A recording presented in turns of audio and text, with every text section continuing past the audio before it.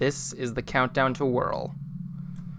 We have so far the production has gone well. We have completed the first draft script. The script is scheduled to be sent to Justin Jablonski for his first take tonight. Tonight we will be updating the puppets for the project. All puppets will be redone, re-imaged, and probably a lot more I won't say realistic, but you know. This has been your countdown to Whirl.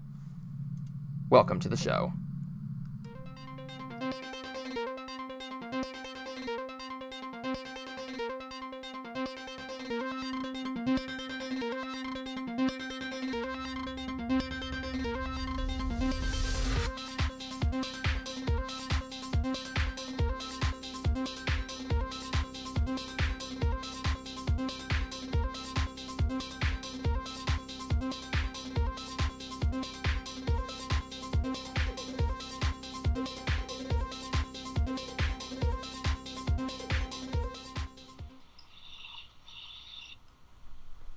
Greetings and welcome to tonight's episode of MySTREAMy Brony Theater 4000. My name is Evan. Is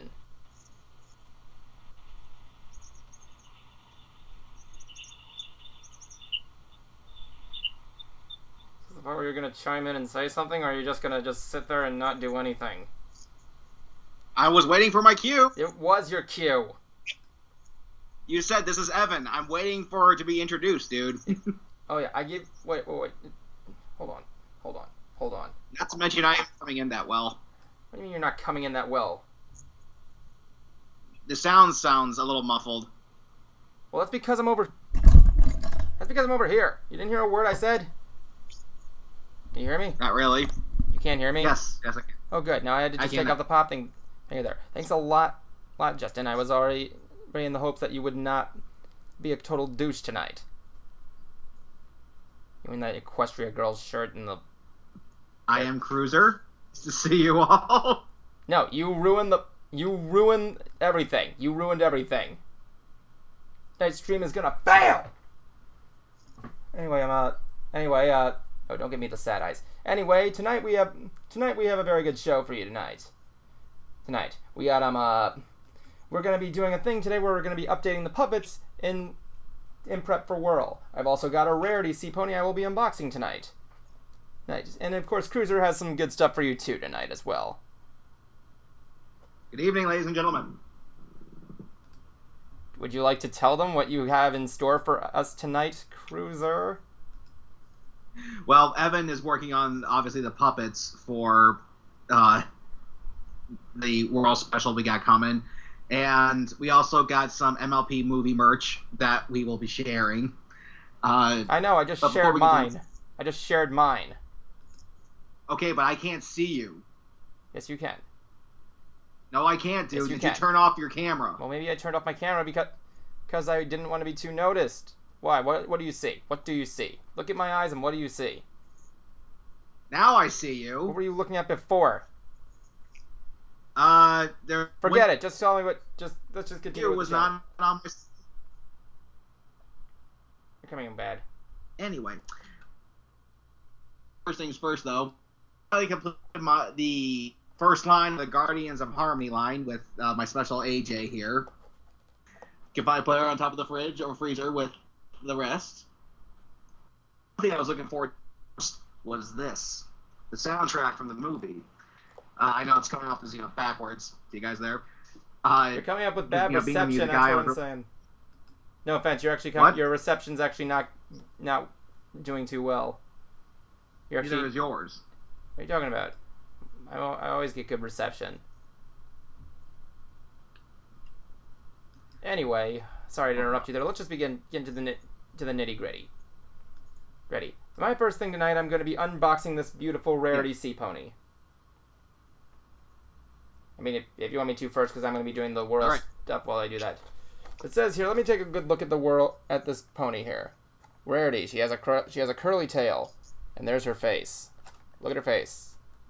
The face of pure awesomeness and cute. As I press it fully against the screen. It's not a siren. Siren, it's beautiful. I got this at I actually got this at Barnes and Noble, believe it or not Kmart. It was only $7. 7-something bucks here. Man, I actually like the image here on the side here of Rarity's sea pony look. She looks adorable. Looks like Dugong. She looks Dugong. Dugong Rarity. In the back it says Rarity. She's got shimmer and sparkle. I'll let you all play with that one. See what I'm saying? See what I'm saying there, Justin? You see what I'm saying? Do you see what I'm saying, Justin? Justin? Yes. Justin, you see what I'm saying? Yes. Do you? Do you not? Evan, can you not hear me? Can you not see me? I can see you very fine. I can hear you fine. You're just taking this way too seriously than it should be. Oh, come on. You sent me a message? Okay, what are you looking at? Wow, I look amazing in that picture. Dude, just you're coming in all fuzzy. Can you that's why I shut off the camera. Camera off. Anyway, I'm up. As I was saying. And there's my precious mug. Yuck. Yuck. Your mug is you don't even drink coffee. You shouldn't have a mug. Why would you have a mug? You just don't have any coffee to drink. Anyway, I'm going to be opening this thing up right now.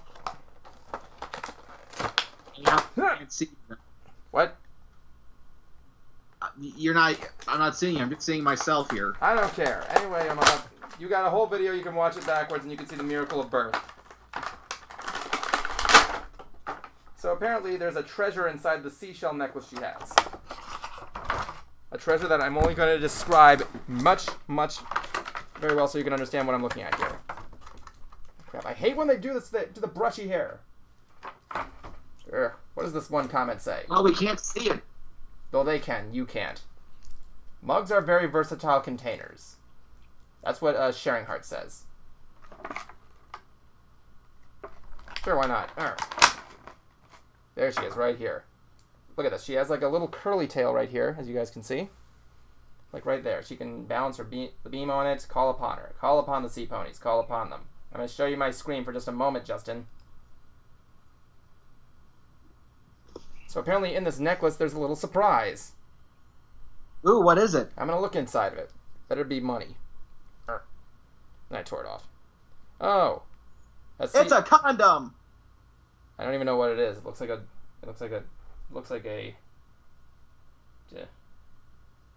trinket. It's not even part of it. It's just like a little pearly thing. Shouldn't the pearl be on the bottom, like right here? Yeah, regardless, it's beautiful. She has glitter. She has everything there. Where's her cutie mark? Oh, it's right there. So yes, Rarity. The sea pony is here to. Oh, hold on. Let me just lower the brightness there. Sorry, ladies and gentlemen.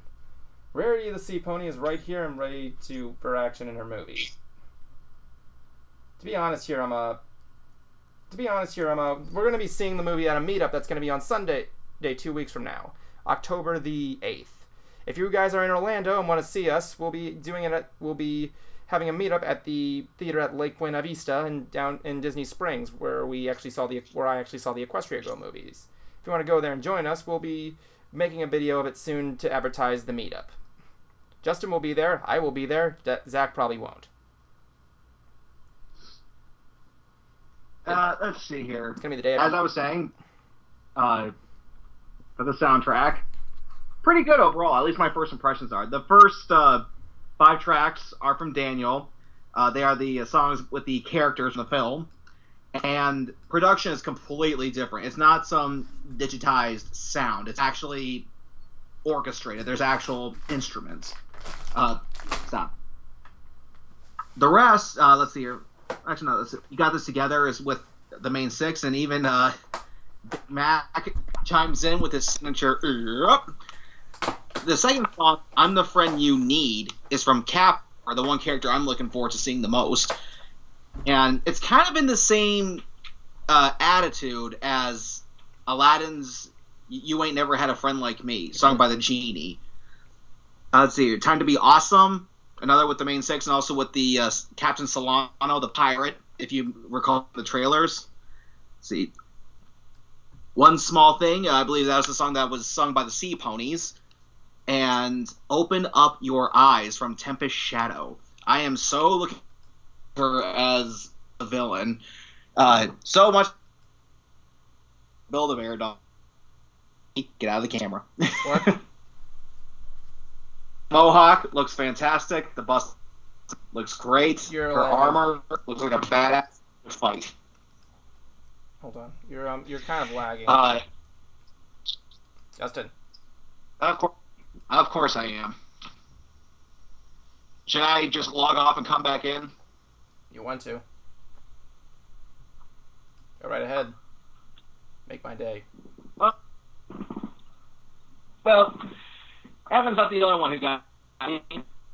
Nope. You're still lagging. Okay, I'm going to quickly log off and log back in. Yep. Oh man, I almost took a screenshot of him in that pose. Holy shit.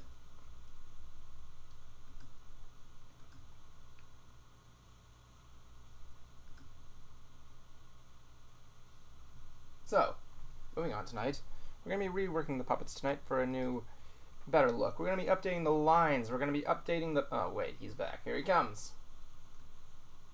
Welcome back, Justin Sproor. Yes, hi, I am back. Yeah, you're still a Hey, little bit I hazy. hope... What? Still a little bit hazy, but you're fine. If worse comes to worse, you might just need to just mute your video feed, but keep going.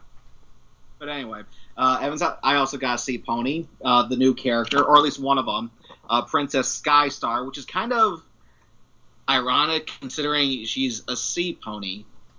But the voice actress, or the actress who who does her voice, occasionally does tours. I guess she also has a musical band. So I'm not going to open this one. I'm hoping I can get it signed. Yeah, I can hear you on that one. That's with pretty much all my toys anyway. Well, that's the thing with you. Like, that thing looks too big for my brushy collection. This is Tempest Shadow's ship. Yes, Higgins, I notice you. Sorry.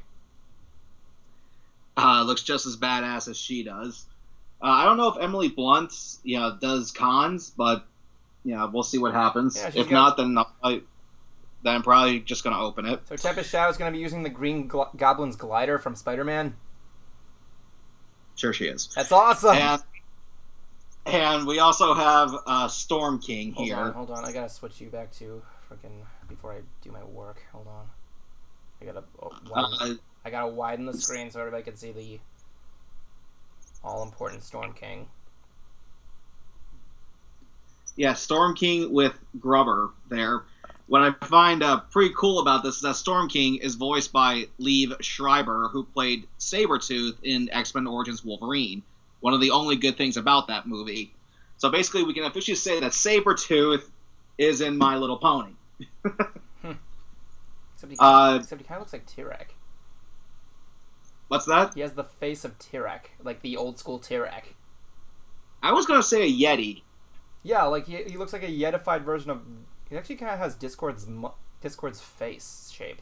You know what it is? It's that one tooth that's sticking up, see? Yeah, see, he has like the same face as Discord, the eyebrows, and like old Tyrek's beard. Considering, though... and why is his logo a Halo sword? What? Why is his emblem on his chest a Halo sword? How should I know? I don't even play Halo. Halo's a good game, and you should play it for the rest of your life. Halo? You might as well call it Circle. He's like Tyrek mixed with that zombie guys from GOT. What the hell is that? Game of Thrones, right? I don't know Game of Thrones. Let me talk, damn it. Sorry, I was answering the question. He does cons as well, so I can get this signed. I enjoy getting, the plastic on these things signed, because with a nice good paint Sharpie, if you look at it from the right angle, you almost get kind of a 3D effect. Yeah, I guess so. Yeah, I actually showed that to Kathy Westlock when I saw her at BronyCon, and signed one of my Spike toys with that white paint Sharpie. I told her that, and she starts looking at it from the right angle, like, oh wow, I can see it. So if you ever plan on getting a sealed toy signed, do not use regular Sharpie or marker. Use a paint one. Remember that. This has been Autograph Time with Justin. Yes, it is. And I still need to give Evan his. Kyle right out on there, and Kathy Westlock over here. Yep.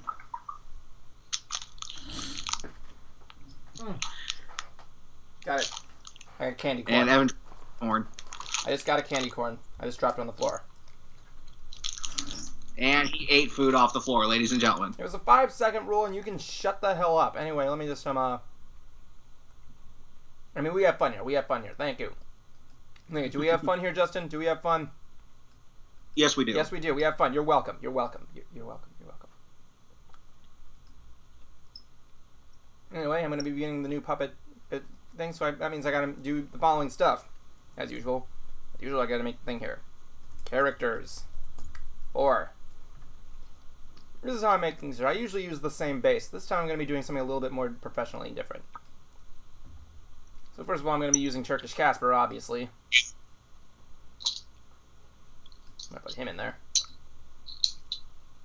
Because of this, I'm going to need to do that. Nathan Alcantara says, don't worry, Evan, I eat the food off the floor back in high school. Sticky Sauce says, 5-second rule. Sharing Heart says, floor ice cream gives you health. Pit from Kid Icarus. Okay, wait, is the guy who did Turkish Casper still alive? Huh? Is the guy who did Turkish Casper still alive? I don't know. Because he can probably start adding Mystery Brony Theater to his screen credits on IMDb. Freaking, I don't know, his name is something Gashnell or something like that. Who played Gigi Jean.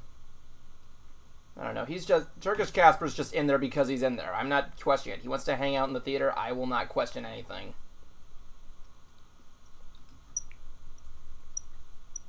Okay, base.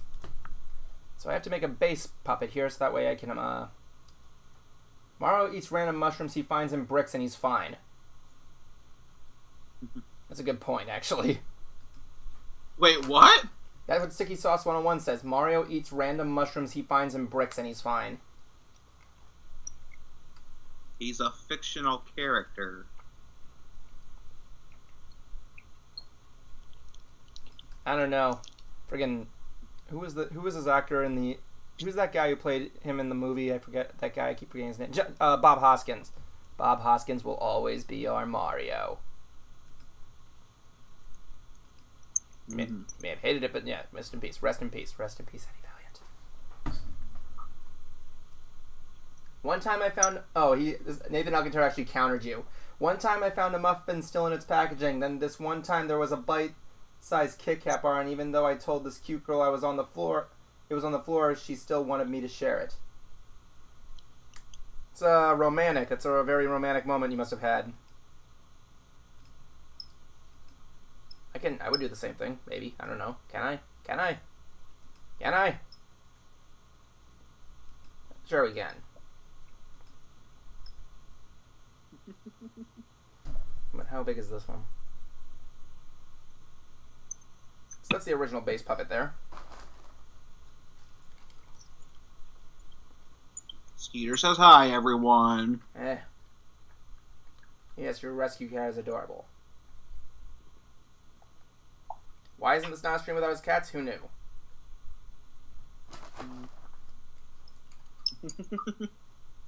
Anyway. Did you see the trailer for the new Tomb Raider movie? I did not. I'm not a big fan of the Tomb Raider movies. I'm not a big fan of Tomb Raider. It looks promising. I will say that. It's based off the reboot of the games. At least by judging by its first glance here. So I'm not that familiar with the old ones, but the new ones, this looks promising. That's where I'm going to leave it at. Promising. I apologize for being rude here, but like, isn't that what everybody says about a trailer based on a video game? Not that I've heard, at least. That's what I've heard. Okay, but maybe I haven't. Okay, first I'm going to make a new file here. Cat highlight on the stream right here. Yeah, it's always things. It's never a party without his cat. No, it's not. Sure. My baby. They're adorable. Yeah, he's a rescue cat. At least now they're getting along. That's for sure. Yeah. Plus, the other thing though too is with the success of the Castlevania series on Netflix. That wasn't a movie though. It was still a film film. Well, you get my point adaptation. Though. I don't know if you can consider a TV show film, but it was something that was translated from a video game into a motion picture, and it was a big success. Yeah, but it's not a motion picture. Yeah, it is. How long was one episode? It's either 30 minutes or maybe like 45. It's not a motion picture. That's that's a TV show. It's still a picture that's in motion. Live action. Let me see. Tomb Raider will still be better than the Resident Evil. Oh. The last Resident Evil movie was terrible. I will give them that. It was awful. Let the record say. Oh, well, how do you feel about the other ones? The first two were enjoyable. By 3 and 4, it definitely started taking a dive.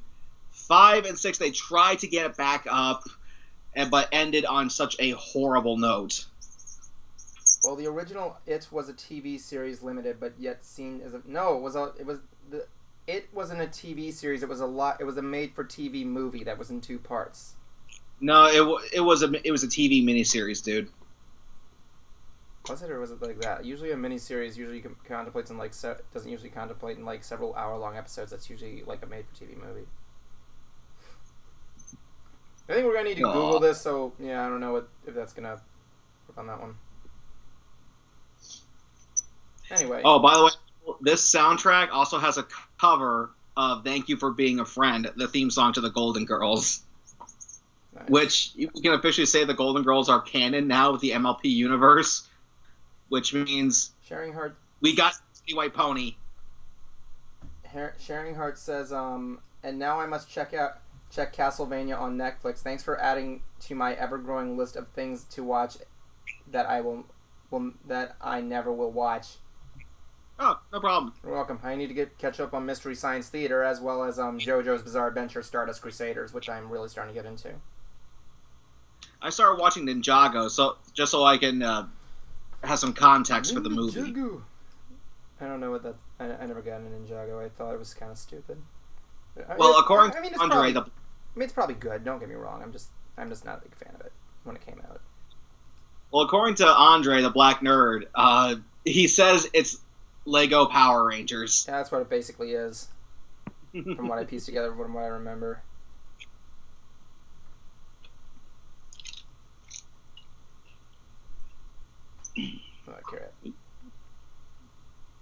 Cellspecs was if you didn't see anything on Cellspecs page, Cellspec was how's this a horror? But Bubsy comes back on Halloween. I play it. I'm gonna give the Bubsy game a chance if I can play it. And to be honest, the very first Bubsy game I think it was the first 2 Bubsy games I played, and I enjoyed them. Like the worst thing you can really say about the first one is just one-hit deaths. That's really it. Then the control. No, I was good with the controls, so I don't know what people were complaining about. The one thing I will admit the big complaints were is that Bubsy moves way too fast, like too instantaneous. Like Sonic, that's the only thing. And yet, I was able to figure it out, and if I can figure it out, anybody else can. I'm a fucking moron. Bubsy cartoon is worse than the game. I haven't seen the Bubsy cartoon. We should watch that sometime. What could possibly go wrong? What could possibly go wrong? It's noted that voice actor is doing like all this stuff. Okay, I need to decipher what views I'm going to be doing for this puppet. I could do all 6 views, but you know, it's just crazy. Views? What do you mean? Well, you know how... Well, look at this carefully. See how this puppet is looking in different directions? No, I just see you and me on the screen. You should be... Oh, God.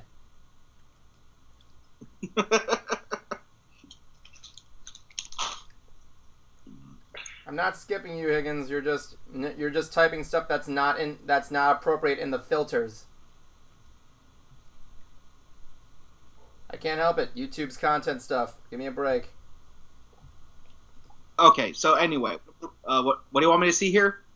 Okay, now you're looking at the thing here, and you're looking at my screen, right? Yes. This is what we call views. I don't know whether there are 6 views this character will be facing. Essentially, okay. Essentially, yes. When I usually do Mystery Brony Theater, I usually use 2 views. This one has 6. So I don't know whether or not to do anything too precise or not. Should I do all the views? Because there's going to be... I don't know any instances of me looking backwards most of the time. I guess I could probably do it. What do you think? It's worth a shot. I really don't know how to feel about Sonic Infinite, though. I can't really imagine serious Eggman. Well, Eggman was a big threat back in the days. Wait a second, serious Sonic? What are you talking about? You didn't see the trailer for any of the trailers for Sonic Infinite? I think so. Is that the one where you can make your own character? No, where the old school Sonic comes back. Yeah, it's like I think it's like a sequel to Generations or something like that. Yeah, that. I'm looking. I saw trailers for it, and when I saw it, I'm like, yeah, that's going to suck. I'm sorry. I mean, look how well Sonic Mania did.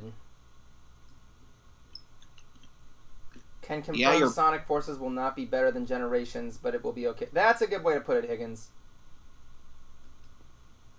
Maybe it'll be okay. When were you at PAX? What? Higgins was at PAX. I don't know what that is. PAX, it's a video game convention. One of the biggest video game conventions in the country. Not as big as E3, but you know. Oh, and by the way, while I was at BronyCon, I also got this thing. Switching screen. Gold Magikarp. Yeah, it was oh, yeah, that's right. Higgins lives in Seattle now, that's why.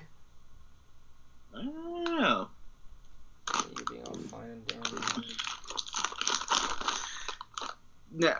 Wasn't this actually like some of the same models you used for the GBG 3 videos, like with Daniel Ingram? This is exactly like I use the same base for every single pony I make. This base was actually made by someone. I apologize. I think I deleted the signature by accident.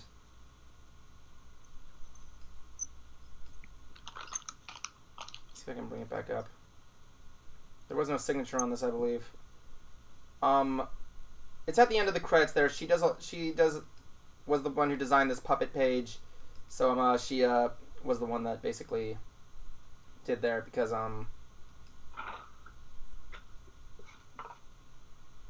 yeah, no. I'm gonna be muting my camera because you don't really need to see anything by me. Yeah, she does puppet things. I credit her in every single episode, so yeah. So what I'm going to do this time is I'm actually going to make these a little bigger, but this time I'm actually going to do something that a lot of artists are going to find very dumb and very very impractical. I am going to trace over every single one of these things, but only for the purpose of creating a higher quality image. Yeah, what he said.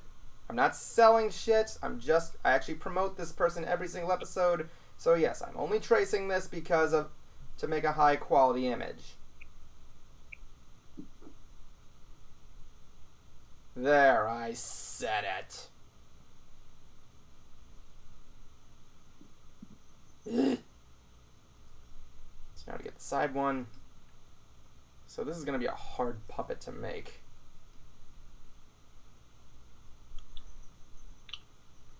Copy that. Because bear in mind, I also got to get the mouth movements, like,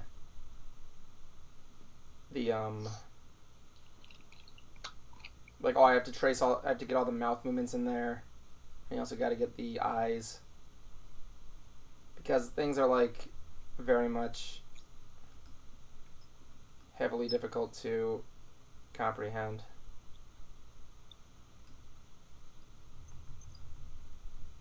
You know, I was speaking to my buddy Juan the other day about what you said about one time.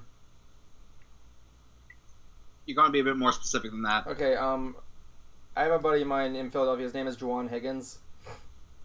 Mm-hmm. And he hangs out with this other... He's a content creator. He actually is going to be doing Let's Play stuff for Shaded Sight Studios.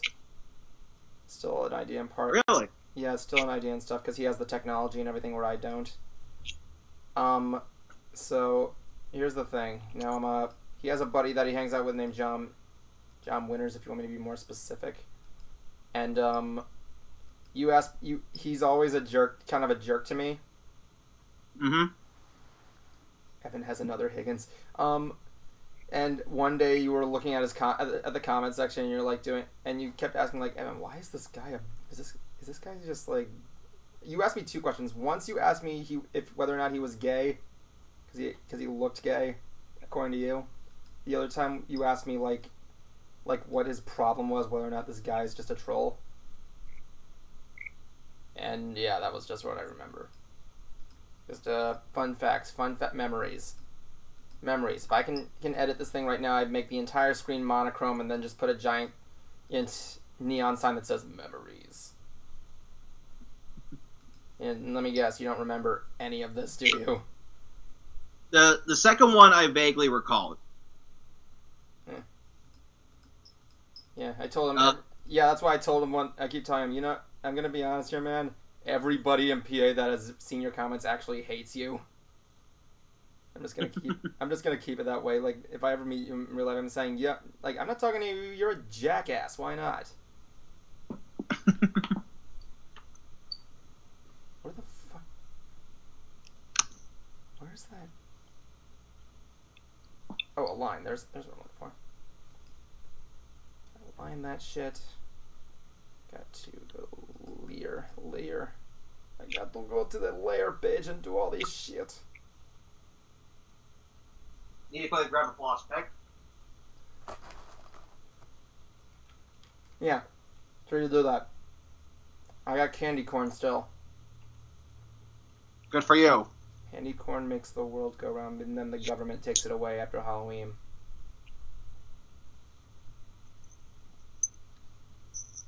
Okay, let me ask. So, what would you, out of all the, since Halloween's coming up, let's share some Halloween stories here. But let me ask you this: what would you say is probably the fruitcake of Halloween candy? Just the one candy that nobody wants, but everybody gets. Does it have to be trick-or-treat candy? I don't think so. Or is it just like one of those like commonly things like that? Say an example for Christmas would be candy canes or something like that. Not that I'm saying candy canes are bad. I'm just saying like, you know what I mean. Not really. Like, and you're basically saying what's the worst candy that commonly seen candy in Halloween. Yeah. Maybe I might not need to trace over these. These are actually pretty big. I just might need to make the appendages. 1, 2, 3, 4, 5, 6. Oh yeah, I gotta make a scrap folder. Let the record show. If you ever use Photoshop, make a scrap folder.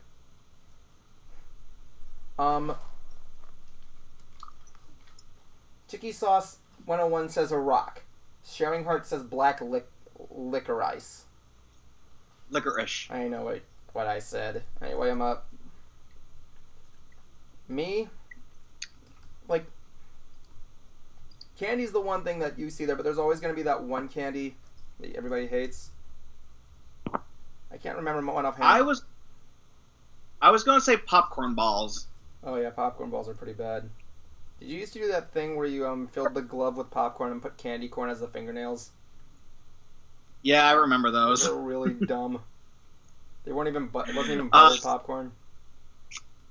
Yeah, it was popcorn. And they even if the owners of the house were even feeling charitable, they would actually put like a plastic spider ring on it on one of the fingers. Oh yeah, that was cute. Okay, I'm up. Sticky Sauce says black licorice is candy you give to kids you hate. Take that, boys. Enjoy your black licorice. That or maybe X-Lax chocolates. I like the hat. What was that? One thing I really hated was that there was a guy who that there was an old lady on my block that gave everybody Wendy's coupons.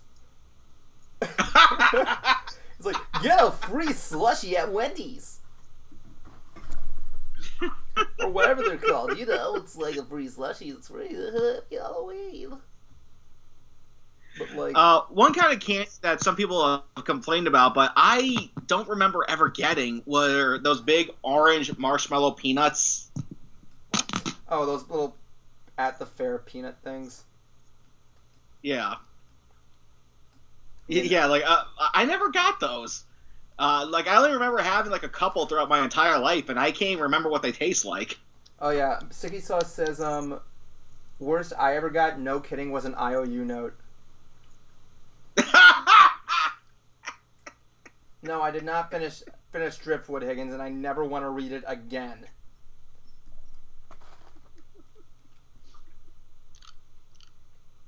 But yeah, that must be a really dumb joke. I remember I'm trying to think of another thing that was there. I remember watching this Seinfeld bit where he was talking about those little tiny bags, like about that big. They were filled like with candy, and you didn't really know what kind of candy it was. It could have just been chocolate. It could have been, you know, almonds or whatever. And it's like, yeah, you guys go ahead and keep that. We're going with name brand candy only this year. And I was never looking forward to those because it was more of an extra surprise. Hold on a second. Damn it, so Anime Evan will forever be second. Yes, I'm not going to read it again. I'm not going to end up tearing every single hair from my scalp. I'm not reading it again. Unless I get a lot of requests for me to read it again, I will read it again. But no, I am not going to read Driftwood again. It was garbage. I take this was a manga they asked you to read? No, I did this thing every night after the streams where I did a online reading of an online graphic novel. It was called Driftwood, and it was supposedly... I looked at the reviews of it, and it's supposed to be very bad. So I did, and it's horrible. There was this one character in it named, I don't remember what his name was, but we gave him an Irish accent. He wore all white. He was in this hoodie. And I hated him every single moment because he was an ass and an idiot. I forgot his name. It was like Kurt or something. Higgins did some characters in the beginning. Like, we made the character's we turned him basically into Solid Snake, and every single sentence ended with him saying Metal Gear. It's like, how are you doing, son? Metal Gear. It was dumb, but it was really cool. So okay, yeah. Here's another Halloween story. When I moved to Buffalo, they had all these local haunted house attractions, like Halloween Horror Nights. And it was my first time ever going to one of these, and these things were a lot of fun. But there was one place that had a maze called Stripped Identity, and it cost extra, and the actors were allowed to touch you, but it was nothing more than just like putting your hand on your shoulder. Nothing serious. No, I want it to be serious. I want it to be serious. I mean, like, I'm not against anything. Dude, I couldn't even get you to go through the house at Halloween Horror Nights. Yes, because we've been through this before, Justin. Okay, but you just said you wanted it to be serious. Yes, because it was a play on jokes. Now you've ruined the joke. Oh. Okay, yeah, I ruin everything. Yeah, forget Adam. I ruin everything. Oh, yeah. Anyway, and for this house, they actually had my hands bound with a bungee cord, and they put a paper bag over my head, and they walked me into a room, and they had me sitting down on some bench. They removed the bag, and there's this one girl who's like, running her fingers through my hair, doing this Harley Quinn sound like voice, and in walks another guy with a chainsaw, and he's revving it and passing it like between my legs. But he makes a mistake and rubs it up against my leg, and now I realize no blades on it, so the illusion's destroyed. And she's like, "So, what are you thinking? How do you feel?" I went, "Horny." And the guy with the chainsaw walked out of the room laughing. Like, I could actually hear his laugh over the motor.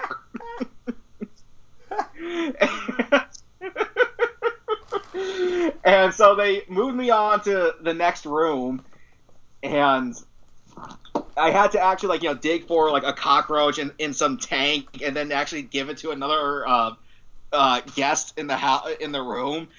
And they actually said, they're like, "You should sing to her, sing to her." And What did you so I sing decided to try to sing something kind of creepy sounding. So I went with a Rammstein song.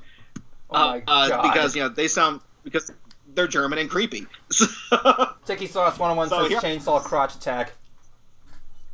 What's that? Chicky Sauce 101 says chainsaw crotch attack. Cannot wait That's to a see that great in the name for a rock band. Can't wait to see that in the next Pokemon game. Come in. Yes. What's the matter? Streaming. With who? Evan. Yes. Hi, Evan. Hey. And whoever's watching. Did you hear from Shauna? Mom, can we not bring up someone like this when we're on live? Oh, sorry. Thank you, ladies and gentlemen. In my other show, WTF Music News, we call her Mama Buzzkill. Oh, buzzkill. Anyway, yeah, so go on. What did you sing to her? I basically sung the song Mutter, which means mother in German, and she's like, freaked out over nothing because the song is about, just some guy who doesn't know who his mom is. That's it. And then so they take me to another room where hands, are, bound again. They're up over my head and on some weird chain hook. And some guy actually jumps up and licks my hand. Ugh. You had to sign a contract for this, I'm assuming.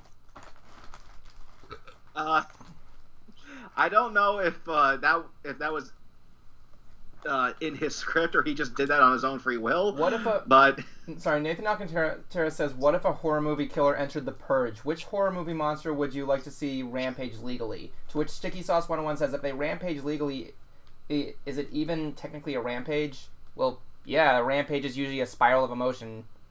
If you're allowed to do it, then you have the right to do it, right? wait, are they asking me if the Purge was legal? What monster do I want to see? Yeah, who would be a good Purge rampage monster? Michael Myers.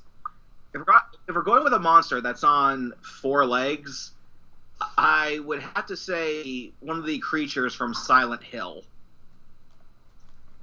And you want to see Pyramid Head lazily with his machete just coming down there? He would probably be decapitated.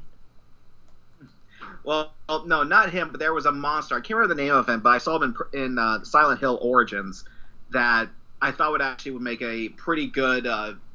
That was a pretty good monster.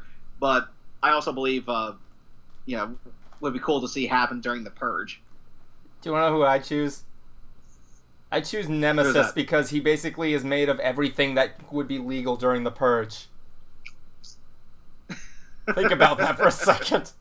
He's a giant guy who can beat the shit out of you. He has a rocket launcher on his arm. He can break down windows and doors and basically eat people. And say the word stars very creepily. And stalk women. And stalk women. Stars. Yeah, that's true. Stars. But anyway, another room, they have me lying down on a mattress with the covers over us, me and like 3 other people, and they made it sound as if some guy was actually going to come in and kill us for our execution. And damn it, he missed. The final room. Sorry. What? I said, damn it, he missed.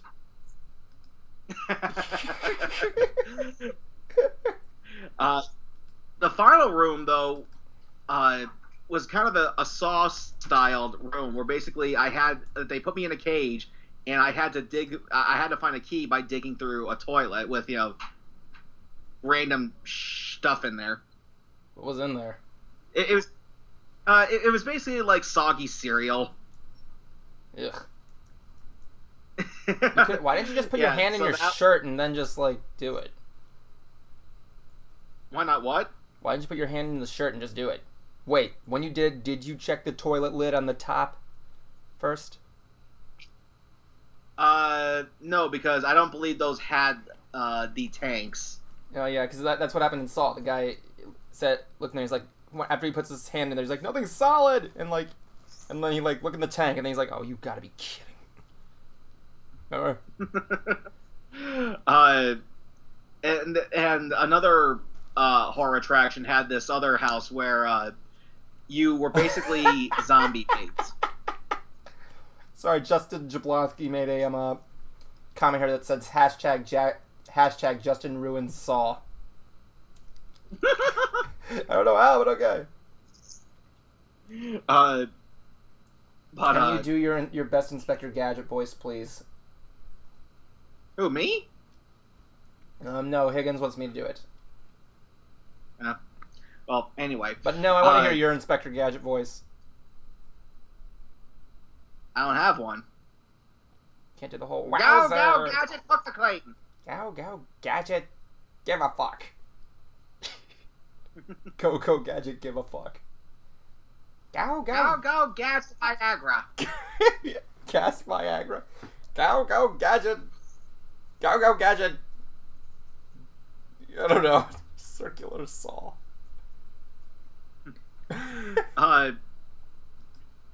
Another local horror attraction out there in New York was you were basically zombie bait. They would put you in this... The way it was set up is that they put you in a room, but they tell you that at some point they are going to remove the walls and let zombies come up to you so that they could actually kill them, shoot them in the head.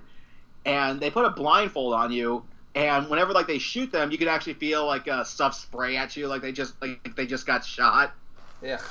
So you feel like a splash of water as if that's blood, or sometimes you'll feel beads, fire, shot at you. So that's bone marrow or something like that. Mm-hmm. It was pretty cool for not having a lot of not having as big of a budget as say Halloween Horror Nights does. Definitely. Okay, so here's something that sorry to change something here. Here's something that's going to be hard with this puppet. Okay? Okay. Mm-hmm. So for this puppet, I'm going to be introducing a new movement in the series, and that's going to be head movement.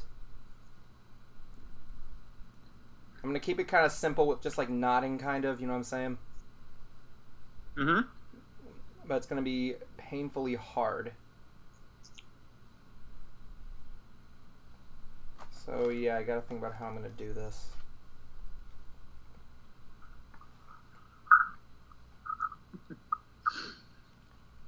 Evan, do you have any personal Halloween stories or trick-or-treat stories? Nothing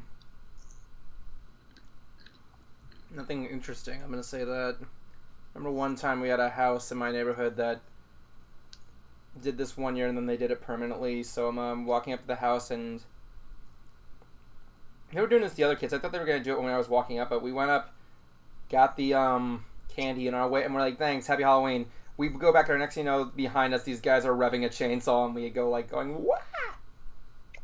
It's crazy. We did it, I knew we were going by the house again the next year, but we got them on their break. And as I'm walking up there, I'm like, no, you are not doing that to me again. And they're like, no, you got us during our break, just whatever. I'm like, yeah, right, no, I'm serious, kid, you got us during our break. I remember I clubbed the guy by accident. Now, I've only gone to Halloween Horror Nights for the past, I think, maybe 4 or 5 years in a row. But I always heard stories from my friend Jeff Boots. And he is a hard person to scare. Because, for one thing, he loves the art of horror. So, anybody who's been to Halloween or has not been to Halloween Horror Nights, they have what's called scare zones, which is, they deck out certain parts of the park as a set from a popular movie. They've done The Purge quite a bit, as well as, I think The Walking Dead, I could be wrong. They do it every year. Yeah, well, they don't have a Walking Dead house this year.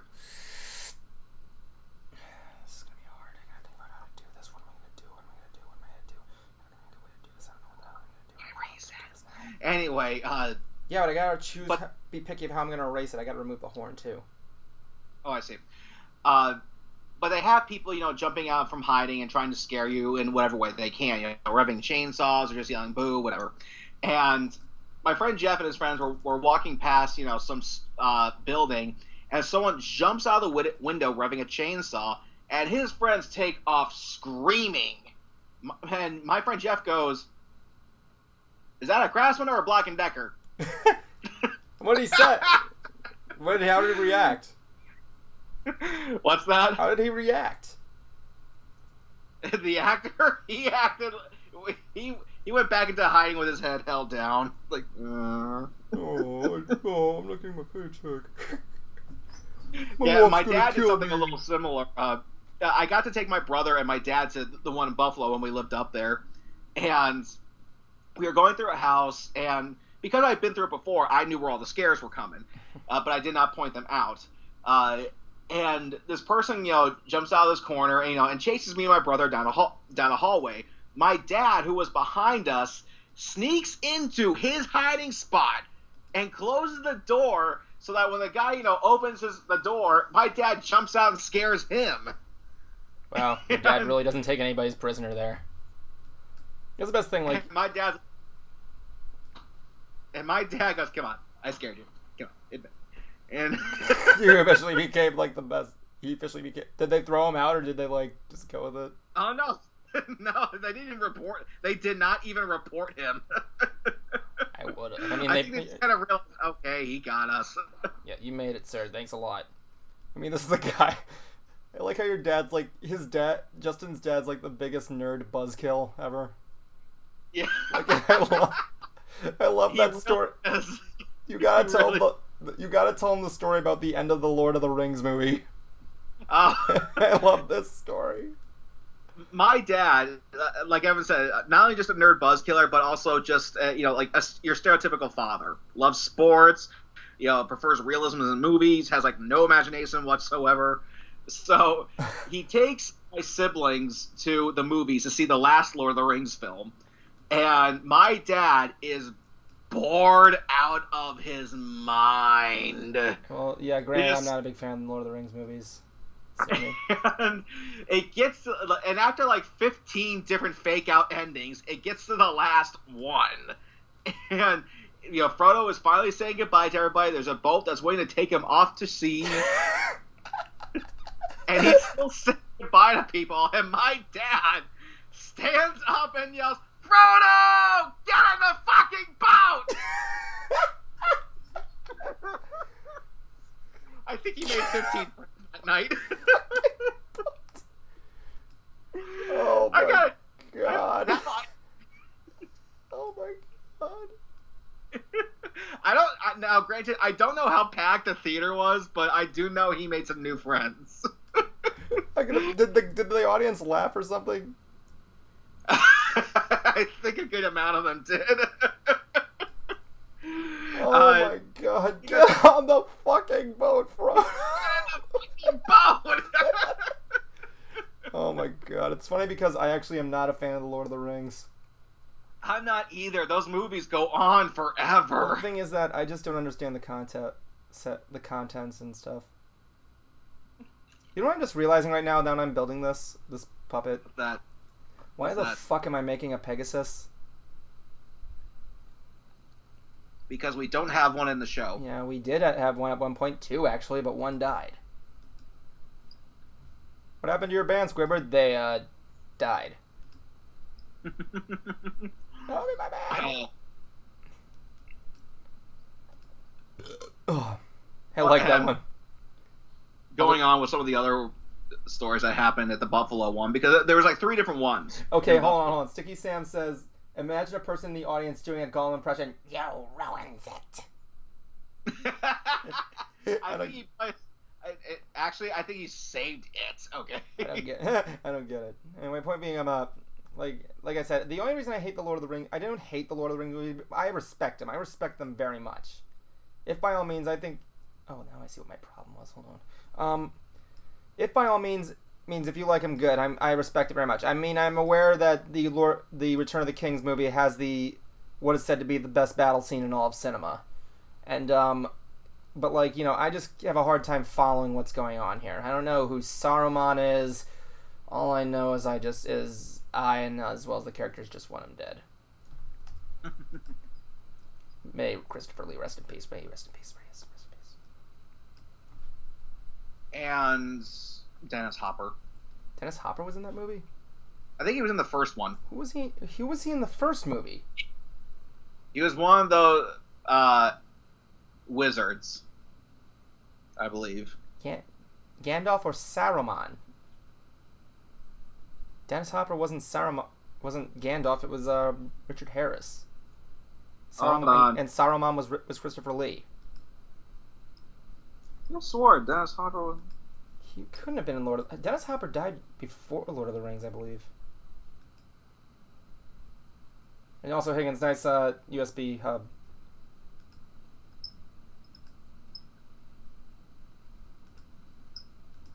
I should probably tell everybody about that I should probably tell Higgins about that email that guy sent me. What's that? Oh my god, this is gonna... I hope he doesn't take this the wrong way. Higgins, when Higgins made his video of... Oh my god, Higgins, he's gonna go freaking... Oh, that's nice. It has 7 ports. That's cool. When Higgins quit, he made a video explaining why, and which is all respect. The only thing I respect him... I respect him for making the video. The only thing I just don't respect is the fact that... Excuse me. Is the fact that he didn't ask to post the video first. He kind of like surprised us with it. Because you know I'm a hard guy to work with. Because I like to get stuff done on time and very precise. Let that be the record, people. Like, I'm a very punctual person. Like, I want to make sure everything's done on time, and like many other filmmakers, I like to get constant communication. If I don't know what's going on, if it's like none of my business, you can just tell me. I just want to hear something from you. But anyway, Higgins posted this video, and he was giving the reasons why he was leaving, and one of the reasons he said he didn't like where the show's direction was going. And apparently, I'm not going to mention the guy's name, just for his sake, mainly because I don't remember his name. I just think this might have been not a message. It might have been during one of our streams. I think it might have been the Hurricane Irma stream, like right after you left. Actually, no, maybe it was something else after Whirl, maybe, when the trailer dropped. He said, how come Higgins left? He said he didn't like where the direction was going. I like what you've done, man. I don't know why the heck he would leave. I'm like, and I was like, I responded like saying, you know, people have their own preference. It's fine. I mean, I'm not saying there. I mean, like, maybe the show didn't go in the right direction, but you know, I'm just a thing there. I mean, what do you think? I didn't really notice a different direction, to be honest. It feels like, you know, just, you know, another day at Mystery Brony Theater. Well, that was the thing, though. When Higgins left, we were going to be ending the episode where my character dies. Spoiler, he was actually going to come back in the next episode. He was actually going to come back in the next episode, right? So it was going to be like a fake out, because at the end I posted the script onto the Facebook page of the canceled episode where we were supposed to watch Newborn Cuties and where Fast Track was supposed to be in there. And yeah. He was supposed to kill my character at the end by sending me to Blank Flank's channel. If Blank Flank was the character in my head. But anyway, it's the fact that just... And at the end of the episode, Zach's supposed to say, like, so Evan's gone, right? And Zach's like, yeah, that means I'm the remaining cast member. I'm invincible. And then Fed was supposed to say, yeah, but who are we going to get to replace him? And then Katho comes in saying, which one of you guys filled the popcorn dispenser with root beer? And then we're all looking at her, and she's like, what? And then it was just going to end with the guitar strum. So in the episode following that, we were going to have my character come back and shit. We were going to have my character come... Are you still there? Justin?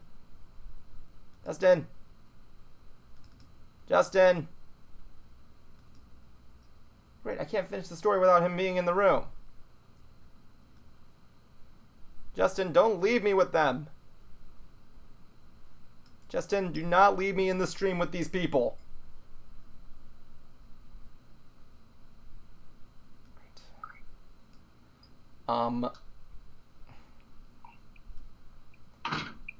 Justin?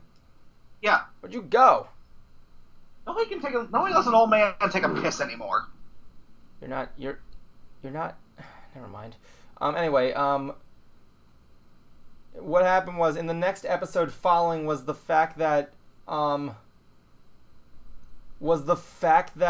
my character was supposed to return in the theater. Like, after they watched the episode, my character was supposed to bust through the glass, just going all smoldering, pissed off, like, what? You're alive? And I'm like, yes, I did, and you will not believe the shit I went through to get back.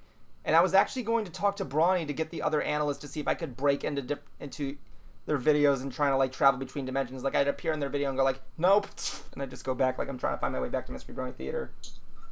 Mm-hmm. That would have been a big shocker to everybody, because I hate bragging about this. I really do, because I think everybody else does a good job. But, like, everybody likes my character very much, and I don't know why. Well, for starters, you never give me much of a chance to say anything. I've been trying to even out the lines all the time. My character's a jackass. Why would anybody like him? Because, honestly, people like assholes. Well, my character's a nice... First of all, my character's not that big an asshole. He's kind of a nice guy, but, like, at the same time, he's not the... Well, okay, let me put it this way. When it comes to me having Asperger's syndrome, I'm a guy who never says the right thing at the right time. That's why I'm kind of a jackass most of the time, but I'm not really. I'm a really nice guy. I mean, you can agree with me on that, right? Right? Yeah. Yeah. Yeah, I'm a really nice person. I'm the kind of guy you would want to meet and say hi to. But thing is that, like, my character is basically the accompaniment of me not knowing what to say. That's the best way to put it. Like, I'm a guy, you know. Oh yeah, this is a good way to put it there. People like dicks. Lol, look how popular Cartman was. Or like, yeah, like him, Master Shake. Master Shake is what I base most of my character's personality on. Higgins said, you can call me anytime, Bernardi. Lol. One of the other, speaking of Higgins, one of the biggest goddamn requests we keep fucking getting is getting back Cathode. Everybody loved her. Why'd she leave? Well, here's the thing. Cathode wasn't my character. It was owned by Higgins. So she was technically property of FP and Nara, so I couldn't keep the property. You didn't ask him if we could still use her? Well, here's the other reason. I would, but the problem is that Sydney, she was a little bit hard to communicate with, but she had a lot, she was still a high school student. She, said she wasn't going to continue on the show unless she was playing that character, and she felt more comfortable when Higgins was on there. I see. I don't know, Higgins keeps saying she's supposed to appear on his channel sometime. I haven't really seen much there, but, you know, he's probably working on it right now. Higgins is a hard worker. Like, hold on, Higgins wants to actually come in the party. Alright, but Higgins, you gotta share the stream on your social media if you do it. Okay, then let me ask you this, Evan. What's probably the one thing you regret with Mystery Brony Theater 4000? What, you want me to answer this before I get Higgins on here? Well, just at some point during the stream. Okay, but first let me get Hoogie Hooga Haga. Higgy Hoogies. What do you see? You don't see boogies in the fucking. I like the image he said that Higgins sent me. It's just a cat. Okay, I'll add Higgins to the call.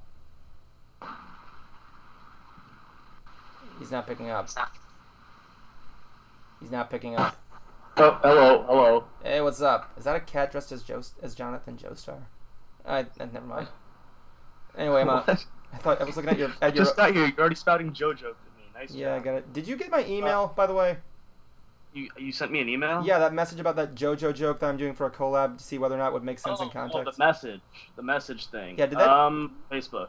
Yeah, I did. I was like really late when I finally saw it, and I couldn't think of anything because I was dead tired. So the joke does make in context, right? Let me look at it again real quick. Like, I won't read it out loud. I don't know. It's okay. It's just I didn't give you a full aspect of the joke, but I just gave you a snippet of it. It's for a collab. Yeah.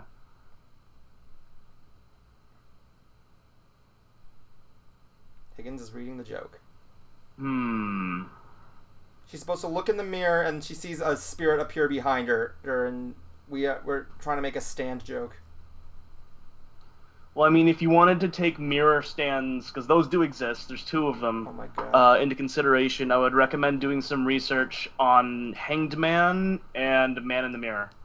Yeah, but she's trying to like make her like realize she had a stan. Like, would you definitely say like, and then it was then she realized was a stan user or she has stan power, her stan. Power. I would say stand user. Stan user. So she then realized she was a stan user. Yeah. Cool, because I'm kind of new to this whole Stardust Crusaders thing there. Matthew Mercer, good. Yeah, I know. Yeah, I'm with everybody say there. Matthew Mercer was a good choice for playing Jotaro. Anyway, I agree with that. I enjoy Matt Mercer as Jotaro. Higgins agreeing with the test dub. Higgins actually liking a dub. Oh my god. I enjoy some of the picks they had in the Stardust Crusaders dub. I remember the test dub, and I remember enjoying that quite a bit. I thought it was pretty good. That guy can Anyway, however, in the parts 1 and 2 dub, I did not enjoy the voices too much. I only enjoyed Dio's voice, and I don't even like Dio that much as a character. Well, Johnny Young Bosch was okay. Anyway, I'm moving on there. You were going to talk about the whole situation with Cathode. Yeah, the thing with Cathode. So last year, I'm pretty sure it's almost been a year now that I've been off the show. I left in October last year, like October 10th or something. I don't remember. Basically. It was something like that last year. I was laughing at Justin's comment. It was something like that. I don't know.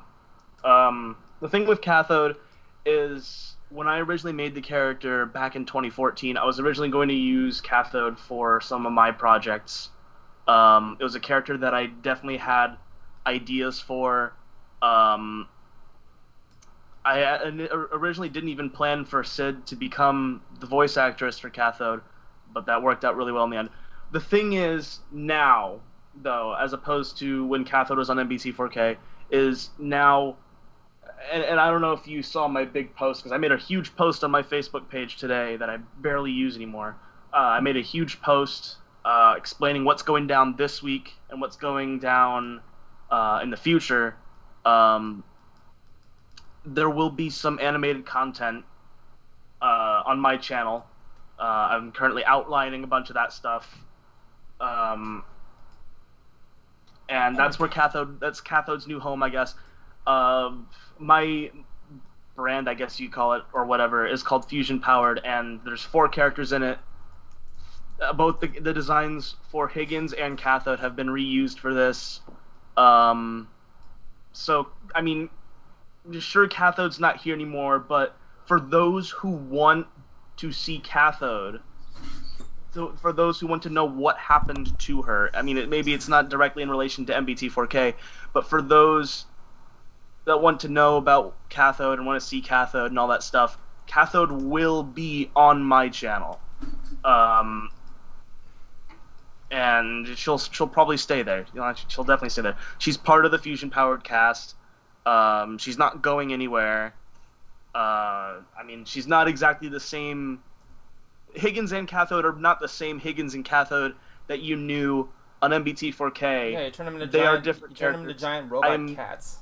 I'm writing them as I planned to back in 2014. Forte's a little more of a grumpy character, or Higgins is more. Higgins is Forte. I'm going to refer to him as Forte from here on out. Forte's a bit more of a grumpy character. It's kind of like they swapped. Okay, so like Higgins is now more the grumpy one, I guess, and Cathode is not necessarily the hyper one. And it's just Justin, you need some input on this one. Give me some input, Justin. On what? What you're making? Sure, why not? Well, what do you want my input on? I don't know. Just you haven't said anything. Not that I'm interrupting you, Higgins. I'm just saying. It's okay. I don't want to sound like I'm plugging. I feel like I sound like I'm plugging. Plug all you want. I just told you to plug us on your social media network. Plug all you want. Okay, I actually need to do that. I'm gonna drop this in a few Discords real quick. Anyway, I'm Speaking of which, if you ever want to get on Discord somehow and test out the screen sharing and video calling there, I have access to it. I need to figure out how to use Discord. Anyway, like moving on there. So yeah, there you go. Higgins, Cathode. In other words, to end every single Avengers movie, Cathode will return. So she's still alive, everyone. Yeah, she's just not going to be in the show. I apologize if this is mean here. Did she come out? What do you mean? Did she come out as gay? Ooh, Sid? Yeah. Yeah, Sid has a girlfriend. Oh, that's nice. She's pretty cool. That's nice. What did you know? Sid is Pan, but yeah. I didn't know she was Pan. That's a topic for another time. I can Unless make a you joke want there, to keep but I going want to be about a that. yeah, it's fine. I'm not gonna get into her personal life. I was just curious because I was noticing her posts and everything like that. She had the whole pride flags there, and I was curious. Mm-hmm. I mean, now don't get me wrong. I mean, like if I was at a fan expo, I'd let a male fan kiss me. If they come up saying, "I've been a fan, can I give you a kiss?" I'm like, "Yeah, sure. Plop it right here." Justin, would you do that? Not on the lips. I can't hear you. You have to get a little closer to this camera. He said not on the lips. You gotta get a little closer to your microphone, man. I can't hear you. Nobody can. Not on the lips. You would. I would. I wouldn't mind there. I wouldn't. He'd give me one, but I don't give him like mwah, peck. There you go. I still want to know what's probably your biggest regret with Mystery Brony Theater, Evan. My biggest regret with working with Mystery Brony Theater. Yeah, Gosh. like maybe a joke that you didn't really quite feel, a storyline that you took. The biggest regret I did on Mystery Brony Theater. Higgins is gay for Jotaro. Shit. I don't know what this one is. Higgins, where the hell are you, by the way? Is that your wind? I'm right here. I thought you were... Is that wind coming from you, or is that from Justin? I think that's coming from Justin. Oh, great. Anyway, but I can hear it too. It's okay, Justin. Okay. You're good. I just moved it. You're good. Anyway, what I was going to say is, like, my biggest regret... everybody knows about the whole woe is me joke, which I think I brought back online. Oh, my God, that Jewish joke. I only left that in because because Cameron told me to, and he backed me up on it. But the one joke that... Hold on. I'm going to make this I got to make a legs part for the body. And... legs. Okay, so one thing that's gonna be said that I didn't like was the fact that oh god, I don't know. I think it might just be that one joke with the Jewish joke. I only suspended it because of what happened in Charlottesville, and I didn't want to be a dick. But I've already gone on record saying that the character in there is, when I'm doing improv, it's kind of hard to think, but. Because that's the rule of improv, isn't it, Justin? Like, the first rule of improv is not to think. I'm not. Never taken an improv class. Yes, you I did. should. Yes, you did. Not really. You were in there. You told me about your adventures in the improv class. You gave me a theme song and everything. Theme song? Justin in improv class, it's amazing. That was it. I mean... It wasn't really a class about improv. We just touched it a little. Uh-huh. Oh yeah, it was the acting class. Never mind. Yeah. I was being dumb. Anyway, like, that was the thing there. I guess that would be the only regret I would have there. What about you, Higgins? What would be your biggest regret of doing Mystery Brony Theater? Basically having the final episode that I was in, just me going Bert the entire time, like imitating the A10 and all that. But everybody liked that joke. Everyone liked that joke, but I felt like I was being really annoying while doing it. That's what your character was, though. He was supposed to be spastic and annoying. Like, I remember, heck, the thing with that joke was, like, you overdid it, but, like, I dubbed it out a lot, like... Yeah, I mean, yeah. You were clipping the microphone. I remember doing that, and I just remember, like... Because the rest of the episode was just not you even making plain noises. It was just you going... Brrr. Yeah, the rest of it was just... And that also, at the same time, you know, sure, you like, edit a lot of it out, but I feel like since the majority of what I did during that was the A10 noise, like, what happened? Why is Higgins so silent in this episode? Why does he not have, you know, so much to say? Why does he not make a funny crown joke? Why does he not make Bon bake the cookie? Well, apparently that became the most infamous line that outdid mine, because I haven't done the stop smelling flowers joke in a while. Yeah, but like the thing is, like, I feel like, and you're right, I did overdo that joke. I know that. Well, I didn't hold it against you. I mean, like, I only did because I said when you basically got too much into it and everybody liked it. I mean, like, got good reception. Yeah, that's one of the things I liked doing when I was on the show. Is I liked getting into the joke. That was funny. Like, recurring jokes can be funny, especially if you're trying to go with it or trying to like link someone else's joke back to it. If you're able to work off of something else. But like what I felt is that I got too into the joke, and I just when you edited the audio. It's just I'm really silent for the majority of the episode, and I'm just kind of sitting there watching it almost. Hold on a second. Sticky Sauce 101 actually kind of brought up a good middle ground to this. He said annoyance is funny as long as you don't end up like the orange. That is true. I actually used to watch Annoying Orange a lot when I was a kid. Oh, same. Dane Bodenheimer was a smart dude. Funny thing is, with the TV show on Cartoon Network, he only did that because his fans. He did it by fan vote, saying, "You want me to do it? I will do it if you want me to do it." And they said yes. Yeah. So I'm like, okay. In other words, the Annoying Orange show was our fault. Gosh. It's actually really sad when you realize that one of the episodes was actually written by a kid from the Make-A-Wish Foundation. Anyway, enough of depressed. Oh, I need to move that. I almost hung up the call because I was trying to check my YouTube notifications. Oh yeah, which ones are good? Anyway, well, how about you, Justin? You barely spoken to Higgins. Ask him stuff. Why did you want to leave? Oh, this story. I mean, I know you were moving, but like I live like 3 hours away from Evan, and I still do it. Well, I mean, that's not so much the issue. Like, when we had Fed on the show, he lived in Ohio. Gosh. Whenever I think of this, I don't even know why exactly I did it. I mean, to be honest, ever since I did leave, I've had a lot of time to work on my own stuff, although things kind of did go downhill a lot for a while. But why exactly I left, I don't even know what I meant at this point by I don't like the direction the show was going. The show didn't really change that much. I don't know if it was what I was feeling was just like I didn't feel like the writing was good anymore, or that I was adding anything to the show anymore. You did. I don't you know. added a lot to the show. That was the one other argument I would say. No offense. It's just like I don't know. I don't know exactly why I wanted to leave or why I left anymore. If I still had that video, maybe I could look back on it, but I don't think I have it anymore. Yeah, I know. It's no longer. Leaving? Say that again? Do you regret leaving? A little bit.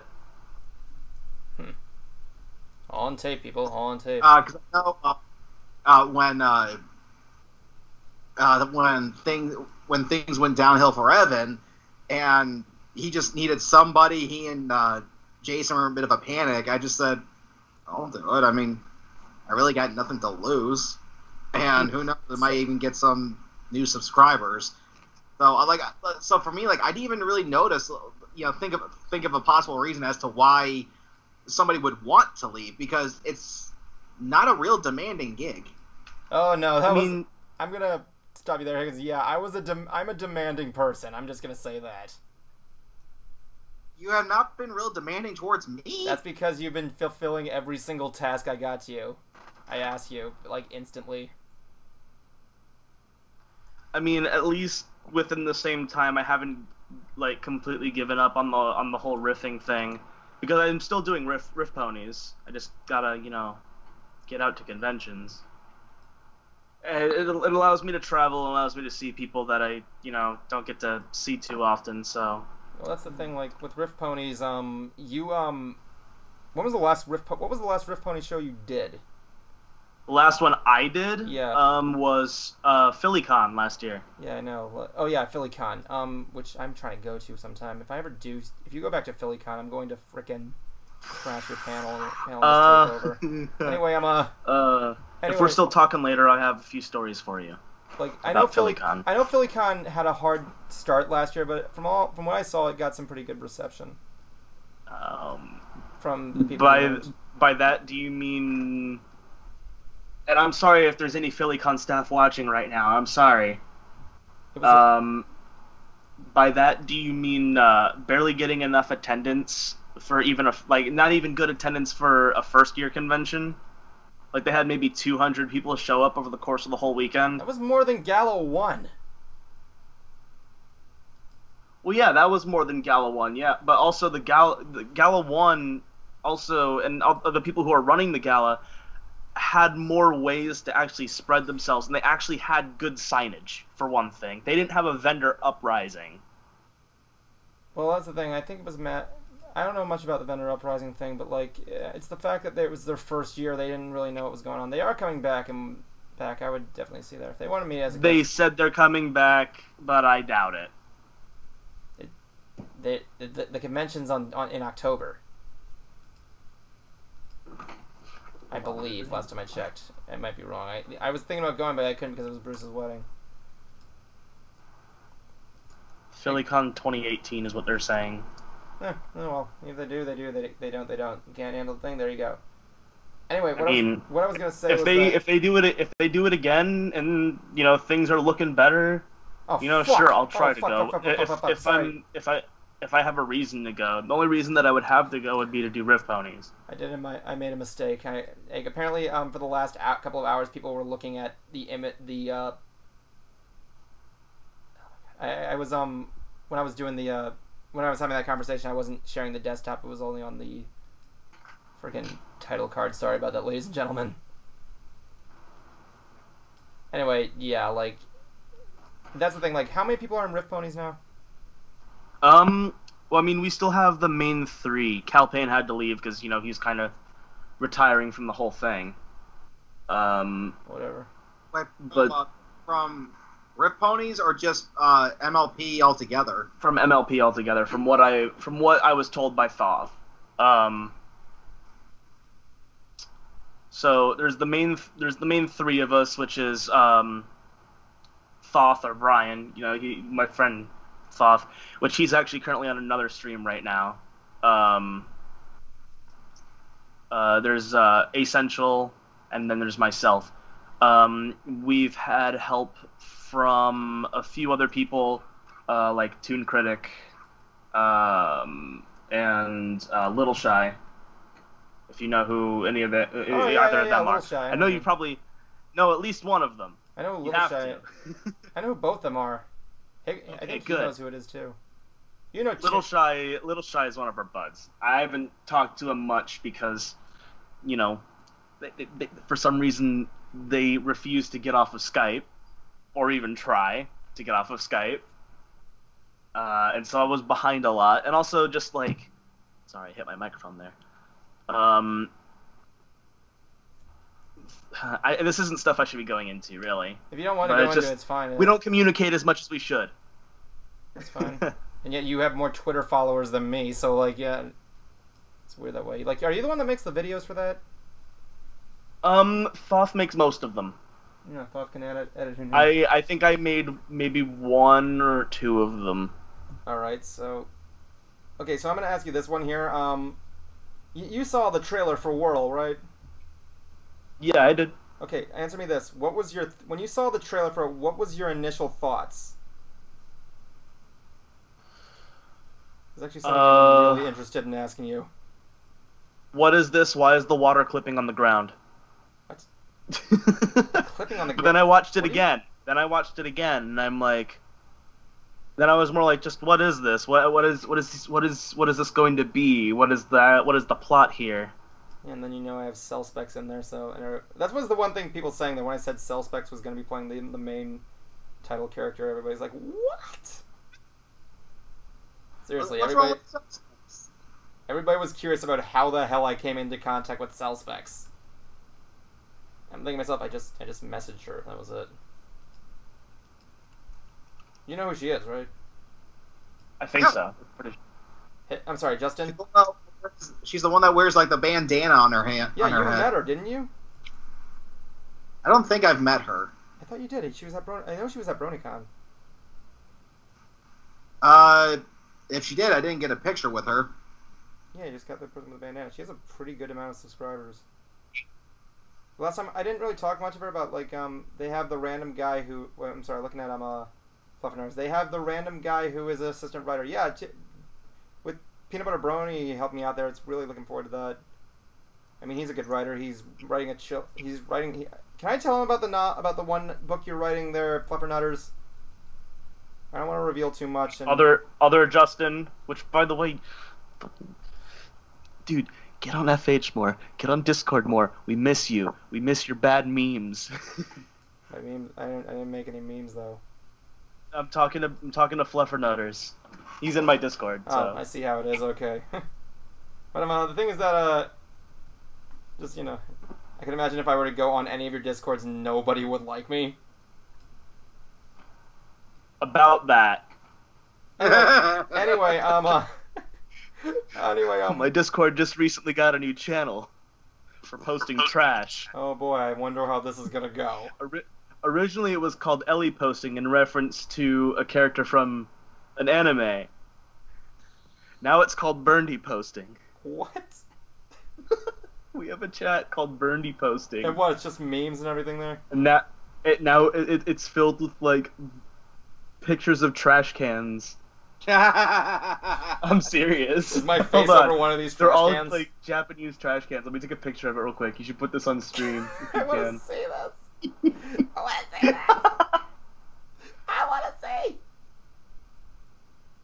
I want to see where my infamy has left me. You go to Skype. Hold on. You go to Skype. Hold on. There it is. Which one? Yours or mine? Sending. Ah, dang! I hit the wrong one. Are you sending it to me privately or in the group chat? I sent it in the group. Hold on, I gotta see this. I'm imagining a trash can with my face over it. No, it's just a whole bunch of pictures of trash cans in a chat called Burndy Posting. The description is "Trash goes here." Evan, that was the nickname he gave me. It was just Burndy. One time we ordered a pizza and we wanted my name to be Bernie Bandam. Burndy Bandam. I was actually going to use that. I was actually going to make that my Let's Player name if I ever made a Let's Play vid. What, Burndy Bandam? No, I was going to call you just Burndy. Those are Japanese trash cans. They don't look... Fascinating. Yeah, I would expect like my face to be over one thing there. I mean, like when Halloween comes down, I'm going to be doing these streams in cosplay, so there you go. You can play with that. See if we actually have posted your face in here at all. Because trust me, you should show everyone the City 17 that I sent you the other day on Facebook. Well, I can take a look real quick. I don't know if I can. I'm trying to like keep things like slow and steady here. Let me see. Okay, let me see here. Another guy wanted me to come on his stream tonight, but I'm like, no, I gotta do this thing. Like, oh, it's dangerous. Actually, you know what? Here, No, I got it. It's right over. I was gonna screen share it just so you could like keep working it a little bit faster. No, it's but, fine. Okay. No, it's fine. I got it right over here. You gave me that's a JoJo picture. Okay, there we go. So yeah, you gave me this picture where you took when the witch came out. I was right there, and you took that thing there. So apparently he's in City 17. They're advertising the Witch movie with my face there. So yeah, I forbid breeding. Who knew? Which is ironic because in reality I'm actually not. I'm actually a high flying sex machine according to my girlfriend. That image is made by Let me repeat that for you. My girlfriend has called me a high flying sex machine. That image was made by my good friend Merm. He has this old version of a Discord bot called NotSoBot, and he's been adding a bunch of really nice commands to it recently. Like, give me an image to search up. John Lemon. John Lemon? Yeah, it's just gonna give you a picture of a lemon with John Lennon's sunglasses on. It's cute and adorable. Yeah, let's get it. That was the thing with the Beatles back then. They used to have a juice brand. Okay, I'm gonna copy this image of John Lemon. Beetlejuice. I'm gonna go into the shitpost chat and my Discord. I'm gonna do. Let's see. Let me pick a few here. I forgot what it was. It was like John Lemon, Paul McCartney,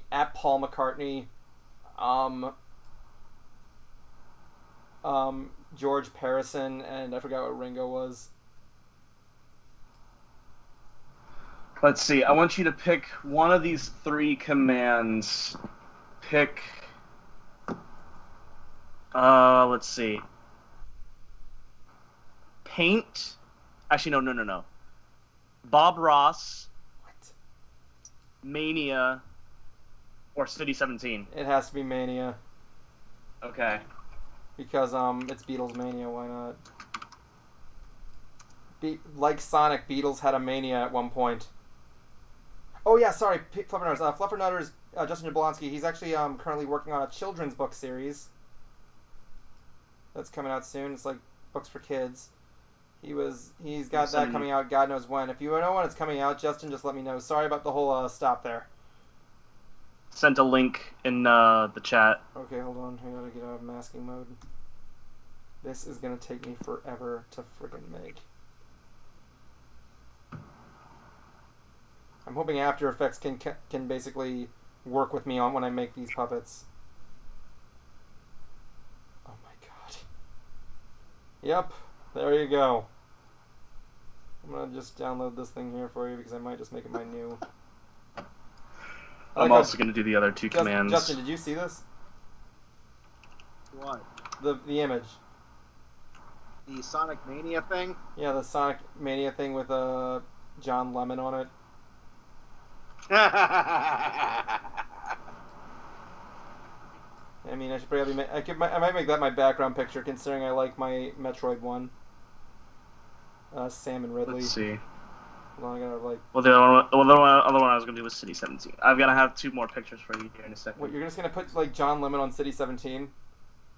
Yep. Okay, why not? I also just made Bob Ross paint him. Oh my god. I can't handle too much more of that one. I'm the one who now knows how to. By the way, I learned how to write HTMLs. Nice. I've got a book on it right here. HTML, XHTML, and Dynamic HTML. I stole it from my high school before I left. Right. I'm sure they won't miss it. They won't. The thing's trashed pretty much. Like the cover's falling off. I don't know I don't know. Last time I saw the movie Case of the Century, when the police officer goes to a Bible camp because of a missing book. I don't know. I'm pretty sure that your school's gonna start asking people if they like carrots. Look it up. It's a Cristiano Brothers film that the Cinema Snob reviewed. Really quickly. It wasn't quick enough. I'm not gonna leave, but I'm gonna like mute myself real quick, and I'm gonna go eat dinner because I got food waiting for me. I can't bring that into my room. Yeah, that's the thing. It's probably better if you didn't come back because I'm gonna be leaving at around like 11 o'clock. So you know. No offense. You're gonna be leaving around 11 o'clock to watch Rick and Morty. Yeah, if I can. Rick and Morty. I've been behind on Rick and Morty actually, you know, but yeah, that's why I'm ending at 11. You should fix that. If it's 100 years Rick and Morty, I need my Ricks, my Rickos. Nice. Well, I should be back pretty quickly. Yeah, we'll see what happens there. Like I said, if you get back, it's probably just gonna be close to the end though. But anyway, yeah, thank you. Thank you for coming. Nice. Always a pleasure. Well, if you guys are still around when I get back, then I'll like shoot you a message or something. Yeah, sure, no problem. Alright. If you ever need any help or anything, you know, just let me know. I have a bit more free time right now, except not really. Things are going smoothly, is what I mean to say. That's fine. I'll keep in touch. And to everyone who wants to see more of Cathode, just go to my channel. You'll see it. Subscribe to me, stuff like that. Subscribe to Pionara. Follow me on Twitter. People are unfollowing, and I'm almost down to under 2,000 followers again. Okay. All right. Yep. I'm gonna go now. Yep. Take care. Nice to hear from you. All right. Goodbye. And there he goes. Everything he said was a lie. Anyway. Wait, say that again? Everything he said in that last message was a lie. I'm just kidding. I know. I'm just going to draft it by the end of the year. Also, I wrote MLP fanfics and nostalgia articles. I thought you were about to say nostalgia critic fanfiction. Does that exist? How do you know he was lying? No, that was it. I was kidding. I said. Right afterwards, I said he was. I'm just kidding. I know he wasn't lying. Hey, go to his Twitter. Do the tweets. Does the tweet sound like a weird old dance? You do the tweet. I can see that. Yeah. Everybody, do the tweet. God, this is gonna... I have to do this for 6 bodies. This body base is going to take me for nothing ever. And I knew it was kind of a mistake for him to leave. Not that I don't regret joining Mystery Brony Theater, but I just didn't get why he left in the first place. Well, you might have known because, like, the video that was posted by him was destroyed in the hackening. But still, I mean, like, this is still not a tough gig. It's not. Well, that was the thing. Like, Higgins was funny. I liked him, but I have one problem with him. One problem, and it was the fact that he didn't really have much communication with.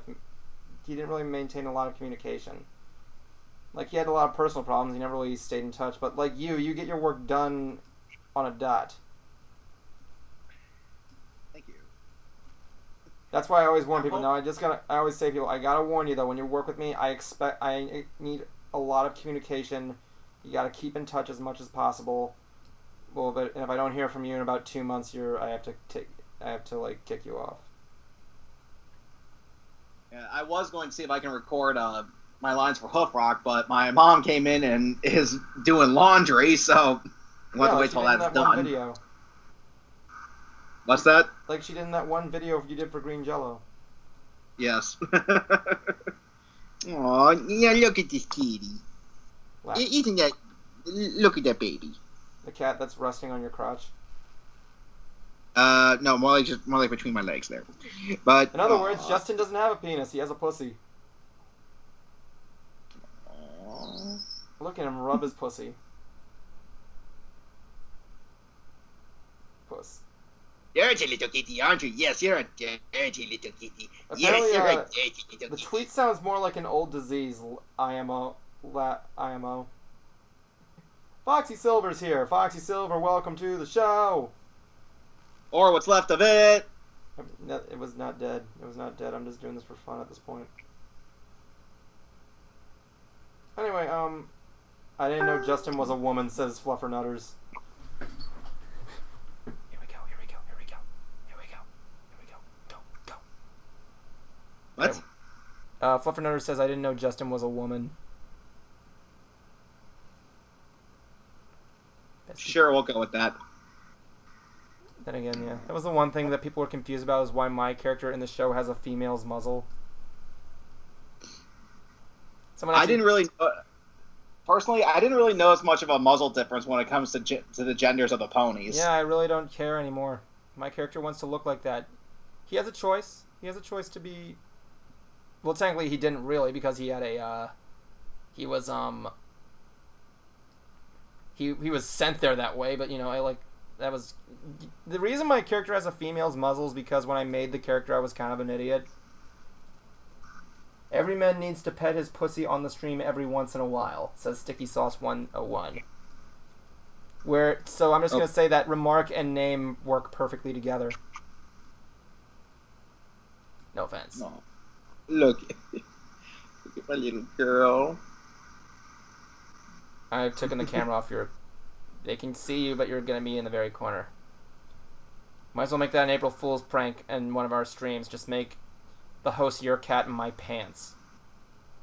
I will drape a pair of pants over my chair. Several stallions in the MLP can have a female muzzle. I think Cheese Sandwich has one. I don't know. Maybe I'm wrong.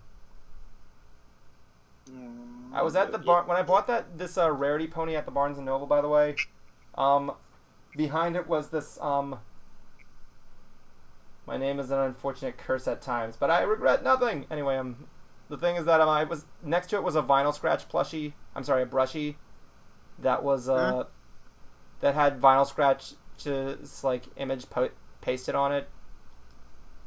And behind it, I moved to see if there was anything else, and now I'm greeted with this giant Big Mac brushy that has like he has like a giant freaking rockers mohawk. And as soon as they do, it scared the and I'm not kidding here, it scared the living shit out of me. I'm like, good God! Was there like a collage on his flame? Yeah, it was disturbingly disgusting. I know which one you're talking about. It was disgusting. Oh my God! I'm like, oh God! I was not prepared to see that. I was a little disappointed when I found out when Peter said that he is not a Brony. Oh. Yeah, I was a little disappointed because I thought I remember he appeared in John Delancey's movies, and he loved the fandom, and seeing like all the art that comes from his Facebook page, I thought, okay, cool, this guy's a Brony. I know John Delancey himself. He's what you refer to as a Draconequus Brony. Yeah, which is what?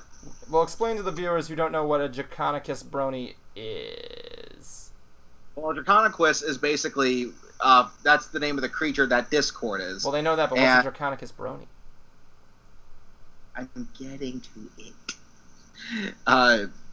It's basically someone who supports the show and its fans, but does not actively watch it. Well, I can imagine. I always thought Peter was in that category. He's yeah. Like, he doesn't let the show down. He's always cool with his fans. I just got a little disappointed when I found out that he wasn't. But he still likes the fan. He has no ill will towards the show. So, I guess it just doesn't float his boat. Oh well. Sauce says he's cute. John Delancey is cute. He can be whatever he can be what he wants. True that. Sorry. Aw, hey, kitty. Just look at me. Just look at me. Yes, we've seen your pussy, Justin. And you are going to love her.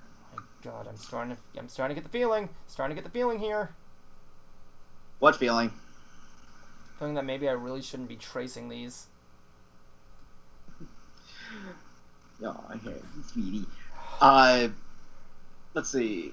Oh my God. What else what can people expect from the show once Whirl comes into it?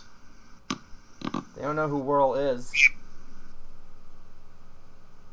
You announced the trailer for it. Yeah, but I didn't. But I didn't go in depth about who Whirl is. Nobody knows who she is until the premiere. What changes can they expect from the show is what I'm asking. Oh, you're asking me? Yes. For me, with Whirl, like you said, I'm glad you're the one doing the interview there, as if you never heard this one. With Whirl, we're expecting more of like more plot to go in there. Like, we have more of a story arc. Like, I'm not trying to say we're gonna get darker. I mean, I wouldn't mind getting a little dark, but like, what we got in mind, like, I have the entirety of the story mapped out. Let that be the key phrase here, ladies and gentlemen. I have the entirety of Whirl plotted out. Justin knows what's gonna happen. You remember what's happening, right? Like, yes, I do. Yeah, Justin knows what's gonna happen in Whirl, and it's just, and I won't say. Picture it kind of like what Five Nights at Freddy's is, only not lame now. Not lame now. So you're saying Five Nights at Freddy's sucks now? It basically does. Like, I can't really say that, but basically oh yeah, Fluffernutters knows what's gonna happen. But I thought you said you actually liked Sister Sight. I thought it was a clever turn of events, but here's the thing: like, when I met the guy who does the voice of the instructor from the sister location. Yeah. Let me put it like this. He said, he said this quote that kind of defies what I mean. He's like, well, I kind of don't know what to comment on there. I mean, like, half of my Twitter account is just followed by kids that are 13 years old most of the time. I have no idea what this means, dude. I mean, like, it's kind of like become so ridiculous that the kids are starting to get into it. Like, I see little kids walking around Disney World wearing Five Nights at Freddy's shirts to a point where I'm like, yeah, I don't think this is kind of getting ridiculous. Like we went from animatronics at a food restaurant that was a clever concept, and now we're going to like, oh, it's an underground base. Oh, there's hypnosis. What the hell? What's going on? What happened to this to a game where you were being stalked by animatronics and just left it there? Well, I guess the When game. I don't know if it's rated by the ESRB, but there's no blood. It's not violent. Actually, no wonder people get into it. I think there was blood in the I could have swore there was blood in one game. Oh yeah, there was. There was blood in the there was blood in the third game. During what? The retro video game section? Yeah, and I think in the first game you see your eyes coming out of the animatronic. I don't recall that image. Yeah, when you die, it shows you in the suit that you're in. You see the eyes hanging out. It's probably vague enough, though. No, it's pretty gory actually. But anyway, let me see here. I'm fine as long as you don't go Shadow of the Edgelord White Dark. I'm not gonna go like Hangover Dark. Hopefully, that's the worst part about this. There's actually a joke where I say it in the episode where I say fourth wall. I forgot what I said. I'm gonna spoil one part of the script here, where I say like stories are. He's like stories are a lot better when they're better, especially when they're on paper. They always sound better. And then I'm gonna have every single character look at the camera. He got it. He's actually gonna say, "I don't think they get it." I know. Aw, hey you. Justin Jablonski submitted this idea where it just cuts to me in front of the computer, and I just take the script and go like, "Fuck it." Eyes and a bit of flesh are. He says eyes and a bit of flesh and such. Springtrap is technically a walking corpse. Yeah, that is a good point. Technically, Springtrap is a walking corpse, and that you can see his intended. But it's not violent like Mortal Kombat is. That's my point. They just don't show you being killed. That's the thing we're saying. Then again, you wouldn't see a move. I would say it wouldn't be E because like if at most T, because is the T rating still a thing now, or is it replaced with E10 plus now? Because I forgot my game rating systems. What do we do about this? I don't know, but if 10-year-olds are playing Grand Theft Auto. It's because like the parents don't really realize that's what Eric Bennett said. The benefit of working at GameStop was you had to tell parents that what the game's about. I actually did that once. I never worked for GameStop, but I used to work for Walmart and over in the electronics department, and my manager loved me because I knew like I knew where all the CDs were and the music and what people were looking for. The department manager, that's what I'm trying to say. But when it came time around Christmas, he needed someone to stand by where the video games were to unlock the cabinet and get games out for people. And I would always run to people who were looking for the latest Grand Theft Auto games. And I always warned the parents what they were buying because they didn't know. They go, "Do you know what's actually in this game?" They said, "No." And I would go into detail about it, and they just wouldn't buy it. So I probably ruined a lot of kids' Christmases that year. Yeah, but you did it. But you were being responsible. I wouldn't give my kid Grand Theft Auto for Christmas if I knew what it was. Of course. I mean, I don't regret whatsoever. My brother thought I was a big dick, but then again, my brother didn't know any better. Yeah, your brother is technically a big dick, isn't he? I don't know. But if he isn't, is he kind of? Dude, you just said that about my brother live on the air. Yeah, but usually the stuff I say on the air isn't really taken seriously. You still said something about my brother on the air. So what, he really is a big penis? Your brother's a walking dick? He has the hands outside the side, the balls are the trousers? That's the joke I was going to. Again, you ruined the joke. No, you realize you said something. No, I was literally going to ruin the joke with a little interpretation. Again, everybody start putting on the hashtag Justin ruins everything. I want the Wheel of Fortune failure sound to go there. But no, really, I thought that was a good idea for you to not get. If you had kids, would you let them play Grand Theft Auto? You still there? Hello? Justin! What? You called my brother a dick. Yes, I called him in an attempt of a joke of saying he was a literal walking, talking penis. I can make this as uncomfortable as you want. I'm not falling there. Did I offend you? I'm sorry if I offended you. I did not mean to. You must dare to eat now. My God, Justin! God damn it! No. Look at this. Nope, too late. Everybody's posting the hashtag. You ruins it. Soiled it. Justin Blonsky just said soiled it. I love this kitty.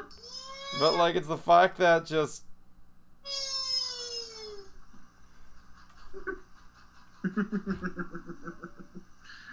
I love my kitty. Everybody is going at your throat now.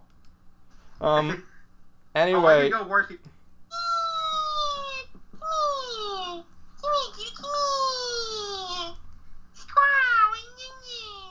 You stop it. Anyway, I'm point saying Sticky Sauce 101 says Rockstar made a comment once saying only bad parents buy their kids GTA. Probably paraphrased a little. Well, don't get me wrong. Yeah, the parents have, absolutely, have a responsibility. I'm not going to deny that. It's, I think, terrible that they don't take a more proactive role in what their kids do. It may not be my business to intrude, but I think the parents have a right to know what their kids are getting or what they want. So to this day, I don't regret doing it. I think, now granted, I do think kids are a lot smarter than we give them credit for. I mean, there's a reason why a show like My Little Pony has a giant, male fan base. But at the same time, while kids are certainly a lot smarter than they were, when I was a kid, they're still not Einstein here. So Unless you're one of the little Einsteins, in which you are. Will you stop showing us your goddamn pussy and just explain what your point is? Point is that give your kids a chance to prove themselves. If they aren't easily influenced by violent video games, and you think that they can play a game like Theft Auto and still be well behaved, then I believe it's safe. If your kid is, then you might want to not get it for them. Or at least do us a favor and research the games you're giving your kids. Mm-hmm. This has been a PSA by Brony Theater. You can get it, your check's in the mail. We don't get paid anything. I work at the Disney parks. And I work at a hospital. You work at how much do you make? Or is that some information you don't want to share? $9.60. Okay, it made me feel a little better. I actually used to make $10 when I worked at a college in Dunkirk, New York. Dunkirk was a movie. And it's a city in New York. Yeah, it actually was a really good movie. I'm just gonna throw that out there. Anyway, go on. Where basically, I just worked in the kitchen in the just kind of taking trays and dishes and cleaning them. And the thing is that they kept saying that I was a supervisor. I'm like, I've never been a supervisor. Are you sure? That sounds like work. That's what supervisor. That sounds like work. That sounds like work. I wasn't. That sounds like work. I don't want to be a supervisor. You just start crying. You're just on the ground sucking your thumb crying. No offense. Anyway, yeah, but when I worked there, I made $10.03. Wow, I work. That's actually more than I get at Disney parks. Did you hear what happened with the Disney cast members, by the way? With Disney. What's that? Okay, when Irma hit, apparently Okay, Saucy Sauce 101 says my kids will not be involved with filth. They shall watch guys putting pussies on streams.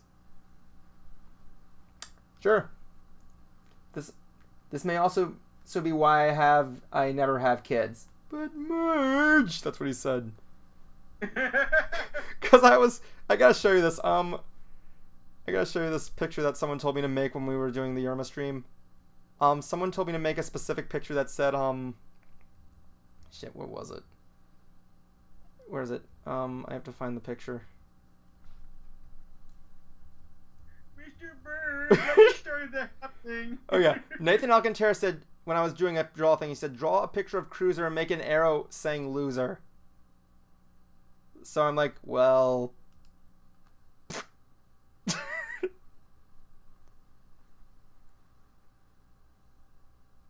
Are you saying? Why?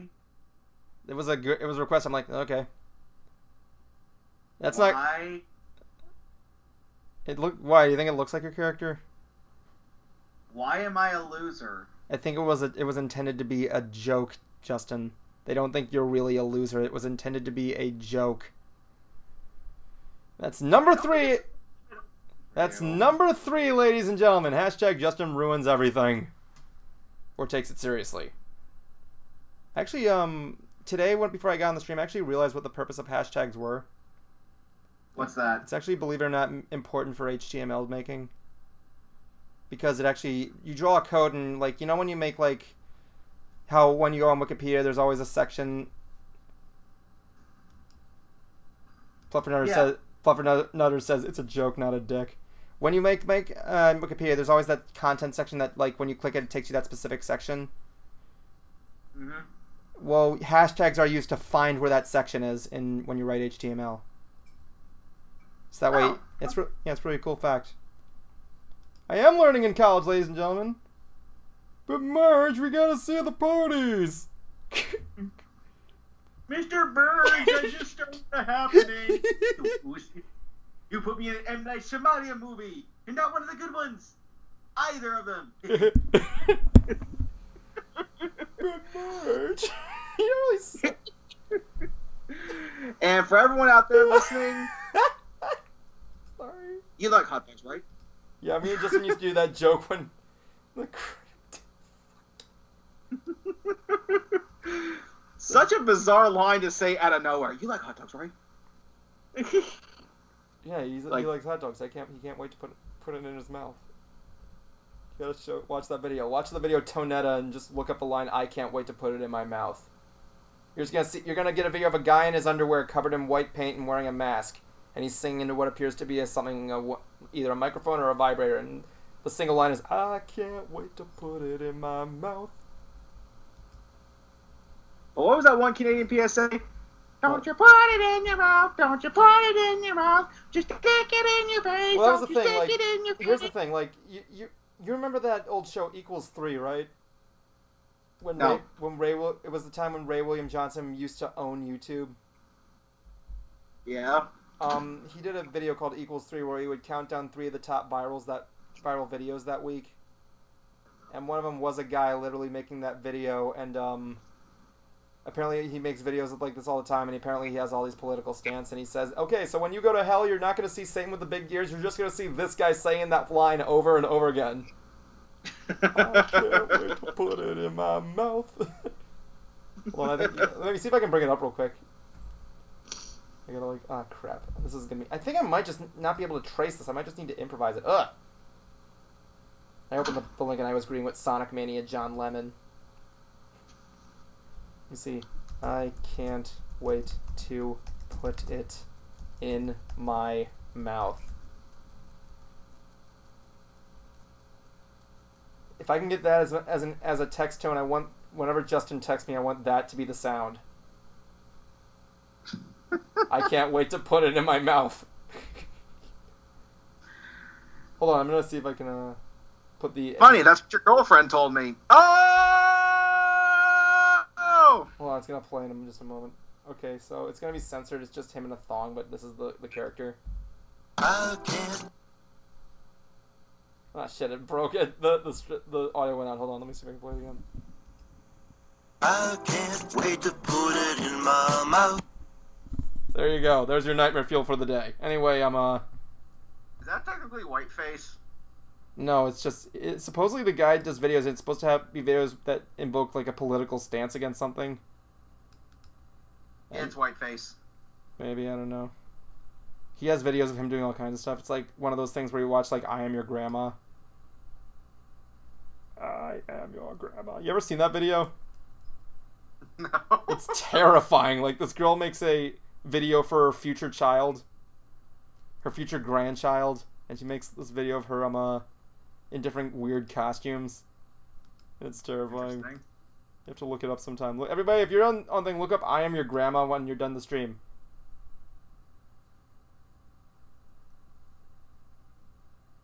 Wait a minute, what's this? Hell, the Good Burger movie is on constant rerun. Do you remember, did you used to watch Good Burger? Did you see the Good Burger movie? Of course. It was okay. I remember seeing an article asking if it's achieved cult status, or if it should get cult status. I think it has. Keenan and Kel were actually not bad in that movie. Is it because I'm black? That was actually a funny... Dexter and Reed. Huh? You mean Dexter and Ed? Yeah. That was actually a funny line in the movie. Why? Is it because I'm black? Back when you could make jokes about that stuff. Yeah. I'm not a racist. Anyway, that was funny. Even the critic acknowledged that he's like, about this contract, just forget it. Why? Why? Why is that? Is it because I'm black? I remember going back to my buddy Juan. His mom used to watch this channel where they played Everybody Loves Chris, and he was the only one able to understand every single joke that was in there. Why is that? I don't know, because you ever seen Everybody Hates Chris? Actually, no, I haven't. It's an okay show. It's like Chris Rock as a kid. And yeah, I know what it's about. He had like a shitty life. And Chris Rock just chimes in once in a while by just explaining what happened. And that like a I'm Chris Rock kind of thing. The actor who played Chris grew up and actually was on The Walking Dead. Was he really? Yep. So there's a little Chris Rock Walker just walking around The Walking Dead. Yeah, he was actually a part of the main cast for a few episodes until he got eaten. Everybody does hate Chris. That should have been every episode ended with a bunch of girls saying "Everybody hates Chris." That should have been his death tone. Hold on. I'm gonna look that up. I want to see if that's a video. Let me see. Walking Dead. Everybody hates Chris. Oh yes, I think I found him. Hold on. Was this it? Was this the scene? Hold up. This might be spoilers. Okay, so everybody, if you haven't seen The Walking Dead, this may be spoilers for you. So it was posted in like 2015, but let's see.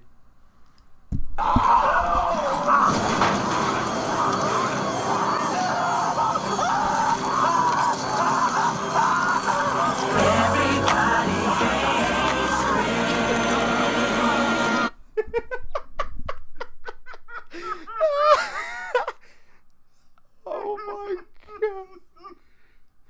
Yeah, when they had him on The Talking Dead, the post-discussion show, the host like, oh, everybody does hate Chris.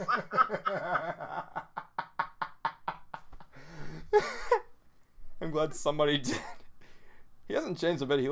Was he a good actor in that in The Walking Dead? Oh yeah, he was very good. So by the way, how do you feel now that the creator has officially announced that The Walking Dead and Breaking Bad takes place in the same universe? Well, I've never seen Breaking Bad, so I really can't say. Me neither. Something about cooking. I don't know what that's about. Like it's sort of a meth drug scheme. Oh yeah, I know what it's about. Like, imagine if you didn't watch Breaking Bad and you didn't know the context and you hear the phrase, "We have to cook." It's like, what is he gonna make? Is he gonna make us some scallopini or something? I don't know what the heck that means. I would totally if he. I wonder if Walter. What's his name? Walter White. Yeah. I wonder if he can make some good scallopini. Don't know, but I remember first seeing him as the dad in Malcolm in the Middle. Hold on a second. Hold on. He was the dad in Malcolm in the Middle. Yeah. I did not know that. How did you not know that? Because Walter White has no hair, so I wouldn't be able to tell the. Hold on. I'm gonna put down there. I'm actually gonna write that down. That's gonna be the name of the episode for the next Mystery Brony Theater. Walter White makes great scallopini.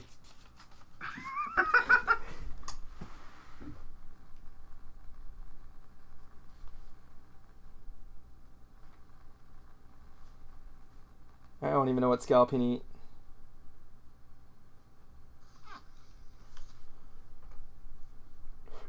Walter White makes great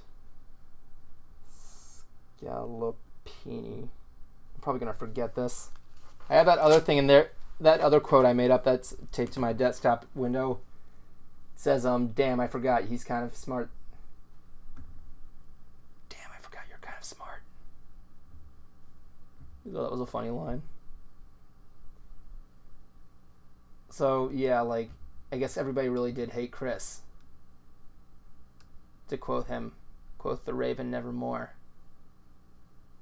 But Marge, Chris. That's what I do. Someone told me to make Homer Simpson. All I just did was just kept saying, but Marge. And he has... Oh, Dan Castellaneta. Wouldn't it be cool if he was on this show? Yeah. We should get him. Would. We should contact him.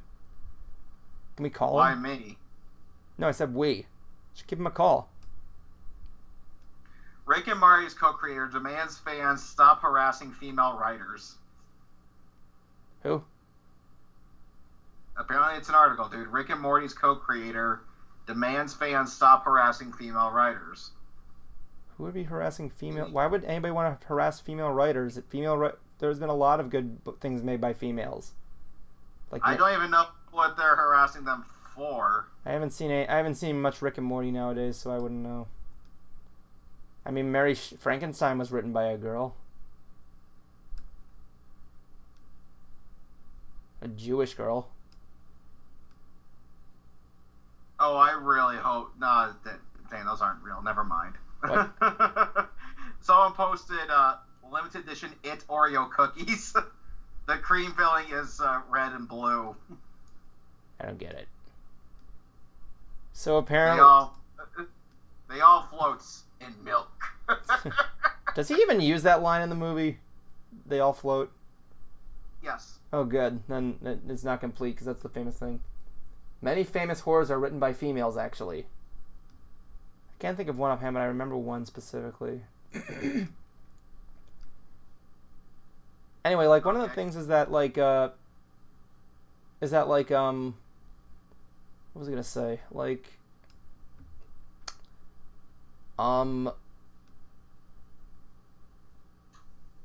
yeah, apparently, the It movie's becoming popular. And, unfortunately to tell you, Justin, apparently Pennywise's dance is becoming the ultimate meme now. Okay. Yeah. If they enjoy it, it serves its purpose, and if it scares them, it serves its purpose. That's a good way to put it. Just like impalement. I don't know what the comparison would be, but okay. Well, basically, there was a show on Spike TV called Deadliest Warrior where they would do a weapons test on two different warriors from ancient times. In one episode, they did Vlad the Impaler versus Sun Tzu, and they did a demonstration of an impalement on the show, where they would basically take a tree, shove it up your ass, and then let you slide down it. What? They put a tree and shove it up your ass? I'm sorry, what? Well, basically the coronal ridge, you could say. Oh my god, that must have been very painful to do. Yeah, and I wouldn't want to they were doing the post-discussion show, Deadliest Warrior: The Aftermath, and the guy who represented Vlad the Impaler got a question from a fan, and the fan wrote, what in the butt? And the guy's like, well, if you enjoyed it, it served its purpose, and if it scared you, it served its purpose. That's the sole extent of impalement. There we go. So I'm Sticky Sauce says the Georgie scene annoys me though. What kid sees a clown in a sewer and goes, "Hey, I'm gonna go pet this clown"? I don't think that's how it worked in the original movie for me. In the movie, does the clown still tempt him with the carnival? The carnival. I think so. The carnival's in town, SpongeBob. Let's go ride the hooks. Or whatever. You think that Pennywise, the alien clown would probably take the form of like SpongeBob and just go like play with the hooks, boy, da, or whatever it's named. I can't do this. No, because it takes place in the 80s. Yeah, true. Either. I would love to see it. I would love to see a SpongeBob horror movie. Yeah, this is gonna look terrible. Look at this thing. It looks like a disaster. I have to do this to every single puppet. I don't even know if I can anymore. Well, there it goes. Whirl is done. It's not gonna happen, ladies and gentlemen. No, we failed. We failed you faster than Spoonie. Well,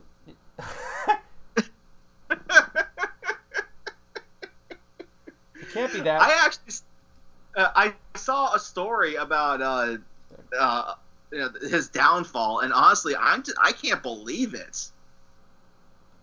And to think it all started with making inappropriate jokes on Twitter and supposedly getting set up by his ex. Jesus. And like he went from making like close to $5,000 a month on Patreon to make the the Spoonie movie. It never happened. Now he's down to making like just under $600 on Patreon. Yeah, I wasn't a big fan of Spoonie. Well, but the amazing thing is that it's not even at zero yet because he hasn't posted any new content in a year. I don't know what he's doing now. Oh, hold on a second. Sticky Sauce said SpongeBob will be too obviously demonic. Homer wouldn't work either for it. But Marge, why can't I eat all these kids? Why you little? Why you little? I think he would just strangle all the kids, personally. Don't. I mean, he does almost every episode with Bart. Don't. And I have to take another piss. Be right back. Fun fact, when I was I know Five Nights at the Krusty Krab exists. It looks absolutely stupid.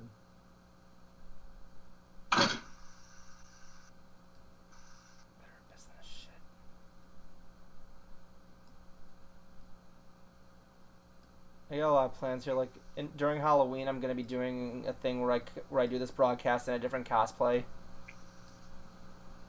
I have this Halloween tradition where I am it as kids hit him with a rock. Why you little?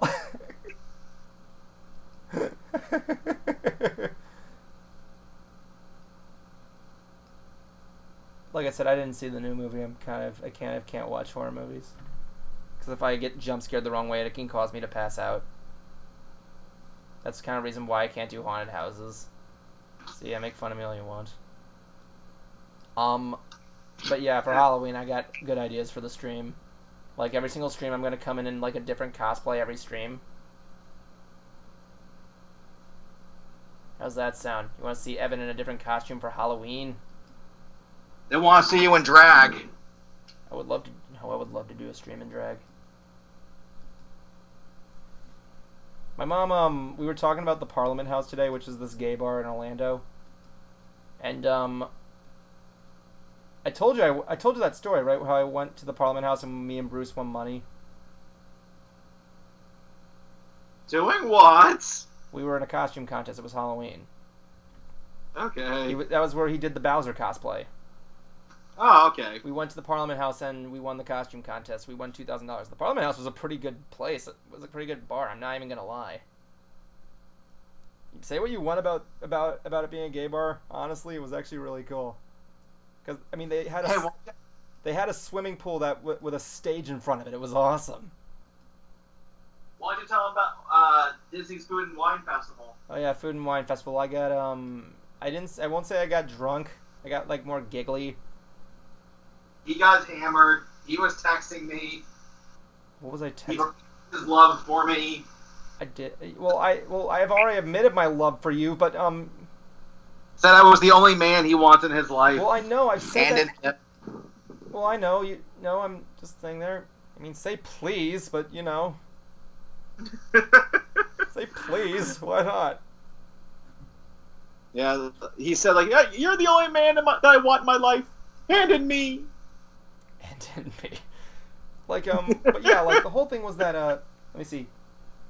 Siren Rarity I would love. I don't know if I can. I have a Rarity cosplay, but I don't know if I can do Siren Rarity unless you want me to come in here without a shirt and a flipper. I could just do the entire stream on my bed over there doing like, hey, how you doing? My girlfriend would fucking kill me.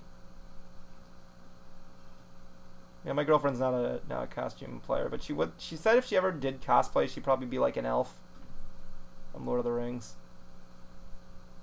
Let the record show my girlfriend's a bigger Lord of the Rings fan than you or me. Surprising enough. She should watch the movie with my dad. Here's the thing, though. She hasn't seen Return of the King yet, right? So every once in a while, every once in a while, I keep saying to her, "Hey, you know, remember those eagles?" And she's like, "Yeah." I'm like, "Just checking."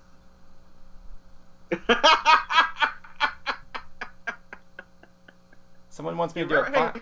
That's what I'm gonna do. I'm like, when she watches Return of the King, I'm like, "Hey," I'm just gonna keep chiming. I'm like, "Hey, you remember those eagles, right?"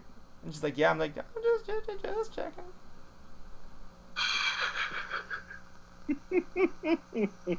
I don't know. I heard in the original book it was butterflies or something. I don't know. My uncle's a bigger Lord of the Rings fan than me, so yeah. There's supposedly some parody called Lord of the G-String or something like that. What? Is that like a Wood Rocket porno parody or something? No, I think this came out before Wood Rocket. Like Lord of the Cock Rings or something like that. Lord of the Vibrating Ring. Sticky Sauce 101 says, I'm cosplaying as Princess Tyrek, specifically to scar one of my friends this Halloween.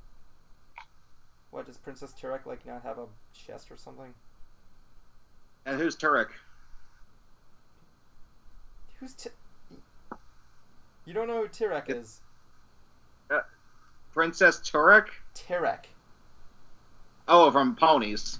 Yeah, he's basically the Satan of MLP. Yeah. Someone on my friends list tried telling me that G4 sucks, G1 was better. I'm like, no. I'm sorry, sweetie. It's not.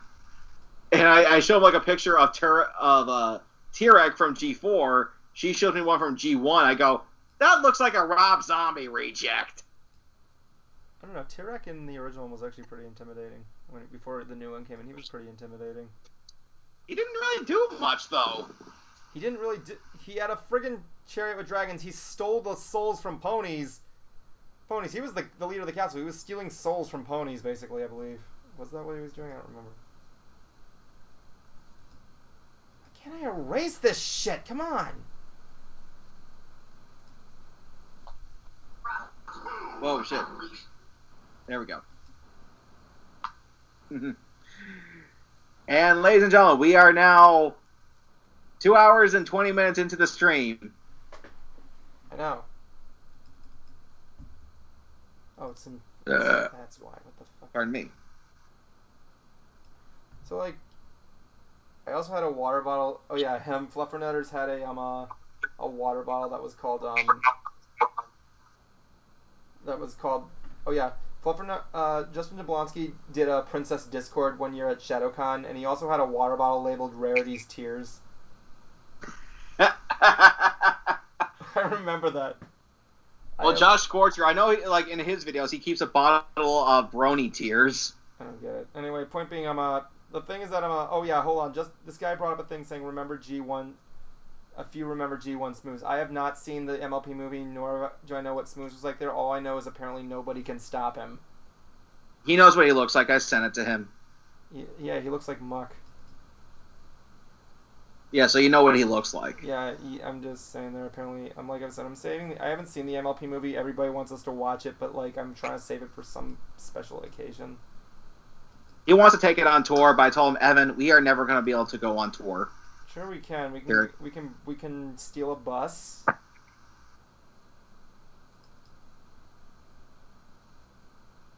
We can. No one. We can find some No. We can find some groupies. We can. No one's buying it, Evan. We can hire the School of Rock to do backup vocals. And our bus driver is Corey Baxter from Corey's in the House. What? You ever heard of Corey's in the House, man? I have, but I'm wondering what? It became an internet meme when for some reason Corey's in the House. It became like known as America's best anime. So stupid. That's when Disney started going downhill. Yeah, I thought it was when The Sweet Life of Zack and Cody came on. Wasn't that like right after? No, that was before. I want to see someone do the opening of Corey's in the House, but replace it with the opening to Everybody Hates Chris. I don't know why I just put that.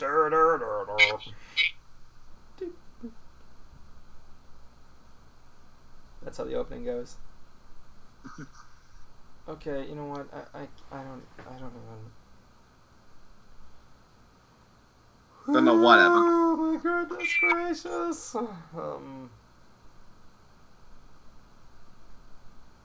This is only Evan, what? what are you getting at? What are you trying to tell us all here? I don't know. I mean, I need to like just do what I did before. I'm not trying to like work on the only. Like I said, the only thing I want to basically move this time is the head. So in other words, I gotta make sure basically redo the puppets, but I have to do it from scratch. They have to be done by Scratch and Grounder from friggin' Sonic the Hedgehog. Who has both robotic and human hands? What? Who has both robotic and human hands? Yeah, right. That was a good show. The Adventures of Sonic the Hedgehog? Yeah, it was not that bad of a show. It was okay for kids. Yeah, okay, fair enough. Yeah, like honestly, Lee, that one thing that the critics said, the kids crawling in the laundry dryer, was actually an incident that actually was happening back then. Do I remember? Wait, say that again? That actually is a fact about the kids in the laundry in the dryer thing. What does that have to do with Sonic the Hedgehog? Every episode of Sonic the Hedgehog ended with a lesson to teach the kids, and one of the lessons was every year a kid crawls in a dryer and gets hurt or dies. Oh, the PSAs, yeah. Yeah. I mean, the infamous one is if someone tries to touch you in a place or way that makes you feel uncomfortable. What do? You say no and then get the fuck out of there. Oh, yeah. Who would have ever thought that Steve Urkel was the voice of Sonic? I did. I didn't. I never knew that as a kid. I never knew that Jaleel White was the voice of Sonic the Hedgehog. In all three. Believe it or not. I'm sorry. Believe it or not, Jaleel White was actually contacted to be the voice of old Sonic and Sonic Generations. Really? Yeah, and he actually reprised the role in a fan-made Sonic film. One of the things that I liked about what Jaleel said about voicing the character was he wanted to make Sonic of no race. Because obviously he is black, but when you see Sonic, you don't get the impression that he's white, black, surfer, or anything like that. He's just a hero, and I think he really did a good job with that, because I didn't picture Sonic as any race. I just saw him as Sonic the Hedgehog. Who is Arabis? It says Ellis Nicholas Miranda says G4 T-Rex was more like Arabis than the original T-Rex. What does that mean? Who's Arabis? Justin, who's Arabis? Google it. Play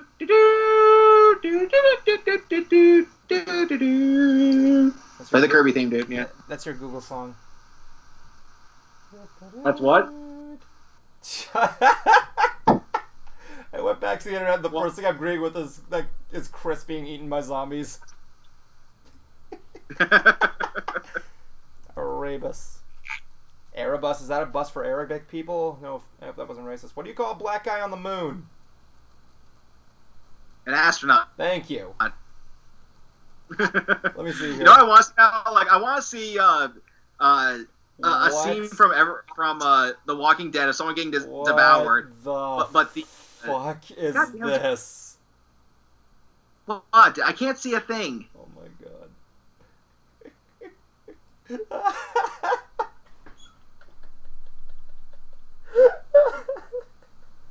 I can't see a thing. I'm sorry. I'm looking at what this Erebus guy is, and it's so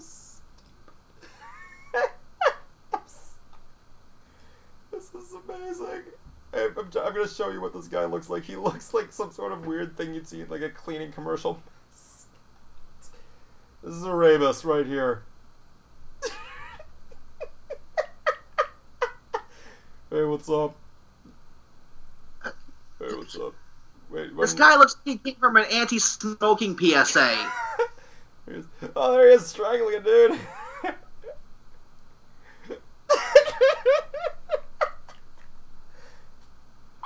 Wait, hold on. Where is this from? It's from MLP, man, Gen 1. I don't remember seeing that.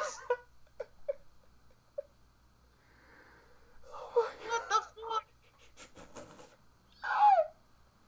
Justin, I got a cosplay for you next BronyCon.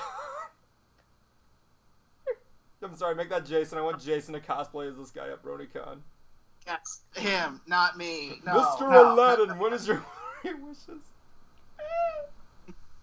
No. Oh my goodness gracious. Terrible. That looks awful. I feel so bad for Jason.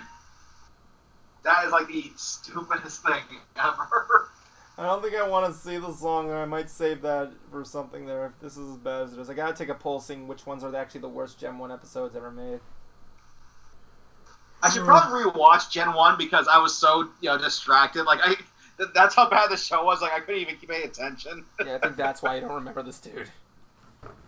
What's that? He looks like the genie from Aladdin. Mr. Aladdin, what's your 3 wishes? Give me the money. Oh, Speaking of Aladdin, there's one thing I noticed is that at the end of the movie, Genie tells him to make his last wish. Well, he never made a second wish. yes, he did. What was it? Save my life. He technically counted it as a wish because he was passing out. He kind of like said, Genie, I want you to save my life. Okay, I'll count it. Let's go. Woo!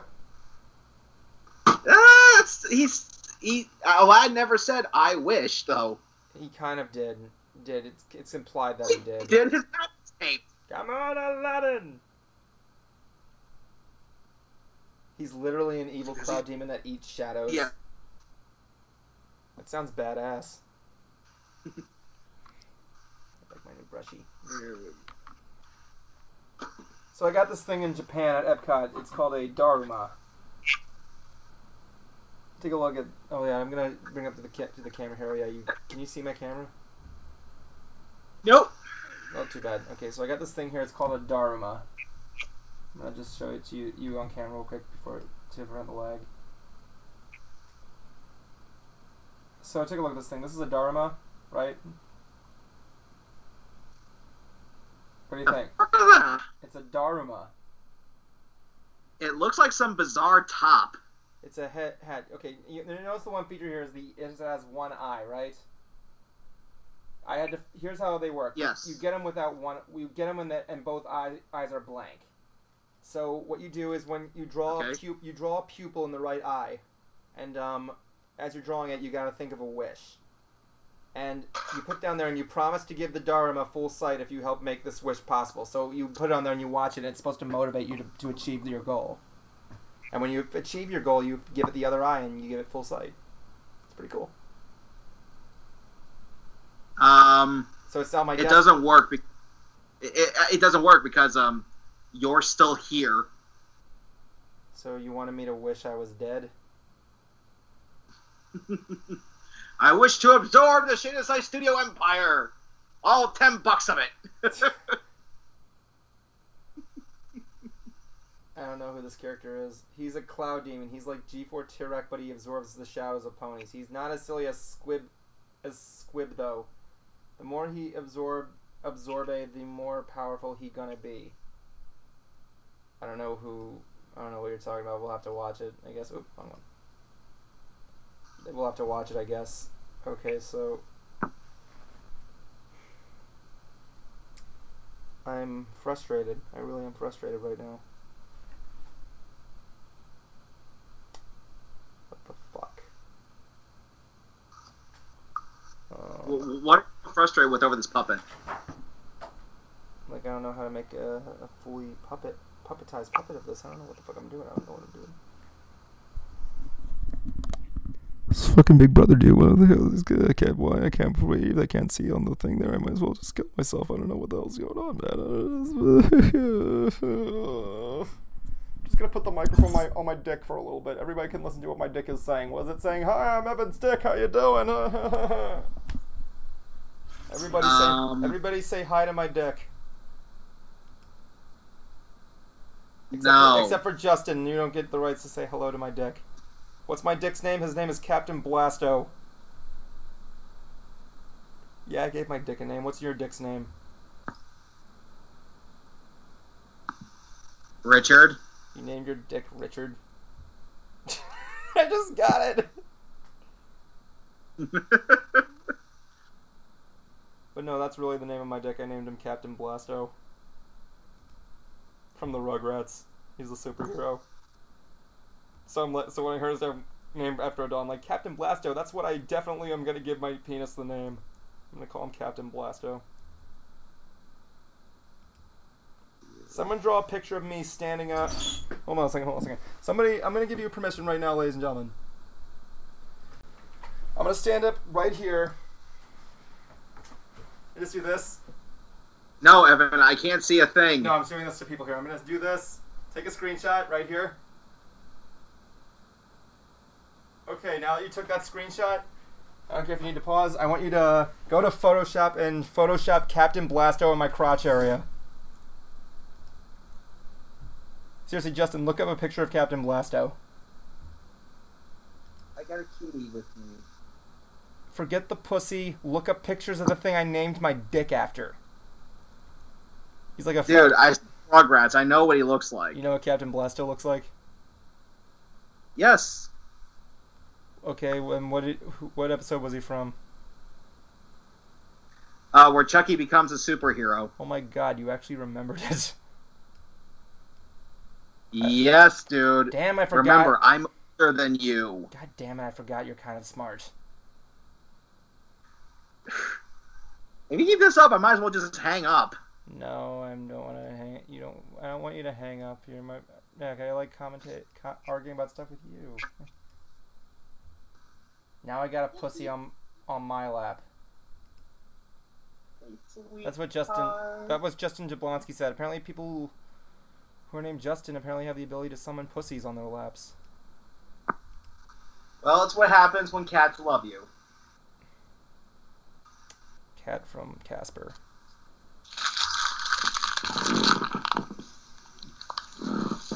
Or, Cat from Cool as Ice. Hey, cat. I want to watch Cool as Ice so badly. Come out. We should buy it. I'm sure it's for free on YouTube. Nah, it's not.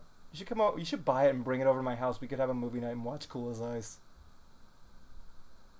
Or we could do Mystery Science Theater 3000. Nope, they already did it. Riff Tracks already did it. I just thought, for something to watch. 3.5 was an exceptional idea. Was 3.5 Newborn Cuties where the mouths don't move? Did you ever see the original Newborn Cuties short, Justin? Where Sweetie Belle's in there and she's all anime. Clip of it, but I don't think I watched the whole thing.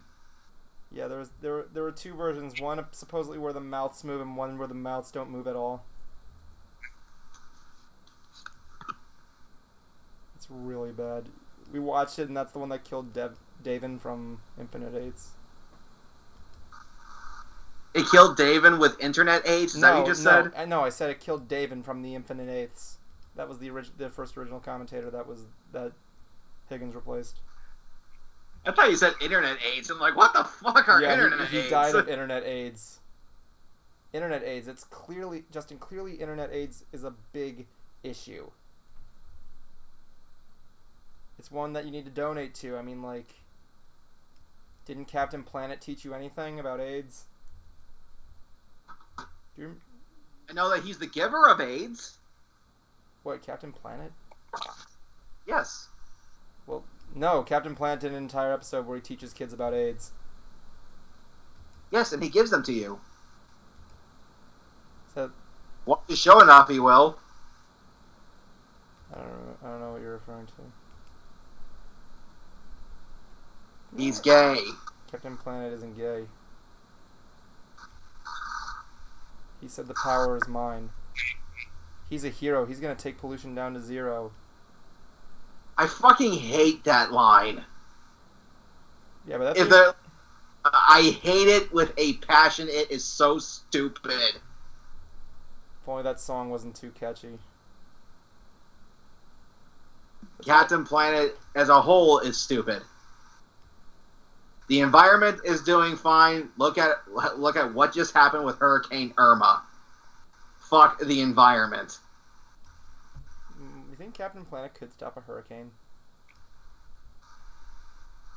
That's actually a really good point. Can Captain Planet stop a hurricane?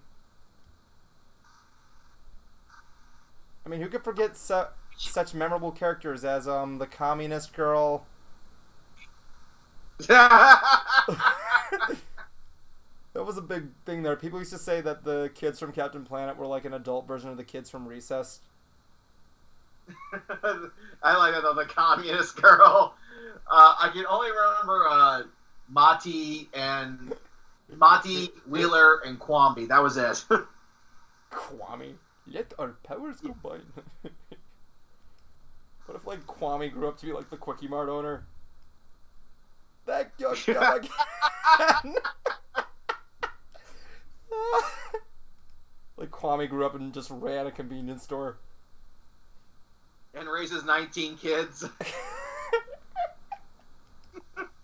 Great, what is with this penis? I swear to God! Let my You better power... stop this chubby nonsense! You think if Kwame had sex, he'd just shout, "Let my powers combine"? Wait, no, better. I got one better. He's like, let's have sex. Let our privates combine. Let our privates combine. What's happening? What is? I need the chubby. Where's the chubby? And here comes Mati. Don't worry, buddy. I got it. Heart. I would totally. Wait, you need flames. The heat of passion. Fire. The funny thing is, Mati was actually really not so useless. He actually had the ability to control animals, which was pretty cool.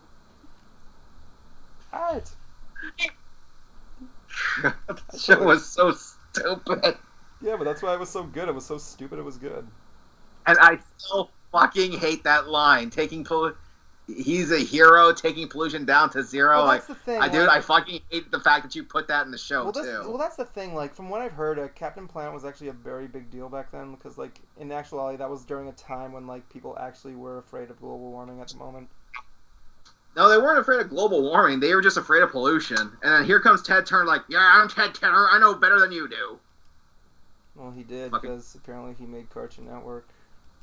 No, he didn't. He doesn't, dude. The guy knows how to run a business. He does not know anything about the environment. Well, that's the thing. I don't even know if Ted Turner even came up with the idea, did he? Yes. He wasn't really much a producer. He was like more of less. Hold on a second. I want to look this up. Hold on, I got 5 emails. MySTREAMy, Brony Theater 4000, MySTREAMy, Brony Theater 4000, Monster Kid Death. I get messages on this video every day. I might monetize that video. Let me see. Internet, there's some porn. A long time ago. I'm gonna stop looking at YIF. Anyway, I'm Captain Planet. Ugh, I'm greeted with Captain Planet's smug face. Holy shit, Captain Planet actually really got a lot of good reviews at the time. They had a celebrity cast. Not really. I mean, like 81% of the people liked it. It's actually not bad.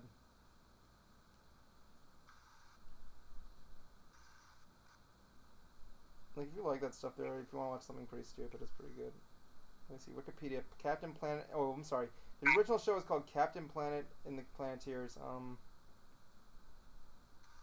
Wasn't just created by... Oh, what? You know what? Actually, it wasn't just... This actually... It wasn't... It was created by Ted Turner, but it was also created by someone else. Hold on. Who was the other person that created it? Oh, fuck. Now it makes sense. What? It was also created by Barbara Pyle. Who's she? Barbara Pyle's in I know she's a director and an environmental activist. She according to her article, she was a media innovator who pioneered the use of broadcast programming to inform critical social and environmental issues on a global scale. You can see how well that worked. She's also the founder of the Captain Planet Foundation. What the fuck is that? Can I join it? Oh, I can join it. Dude, they have like a fuck... Holy fuck! Dude, speak up! Dude, you gotta check... Listen to this. Hold on a second. I'm gonna put this on my face cam before I do anything here. There's a thing called the Captain Planet Foundation Company. Apparently, they funded 2,565 projects. They've funded at least 1,361,720 kids, and apparently over 10 million kids have been impacted by this group. Okay, but what have they done? They do everything. They have like... They plant gardens, they clean up the environment, they support recycling. They basically do a lot of cleanup crews. They even got a Captain Planet mascot at the kids. They make terrariums. It's pretty good. It's a pretty good organization, gonna be honest. Well, recycling is really not as good as people like to think it is. Well, true. I mean, people like to reuse stuff still. Not as much as you think. It actually costs more money to reuse that stuff than what it is just to throw it away. So we're spending more money. Smokey! That's pretty cool. I give a shout out to this group. I give this group a shout out. Go do it. Then I thought there was nothing wrong with Who Framed Roger. Nothing is wrong with Who Framed Roger Rabbit. It's actually one of the very few movies that everybody remembers and enjoys. Of course, Justin might not have enjoyed it. It was great. What are you talking about? You liked I thought you said... I could have sworn one time you said you hated Who Framed Roger Rabbit. No! I'll be right back, though. I gotta give my cats water. Yeah, you do that. Go give your cats the La Agua. Can I do this, people? Can I really create a head puppet?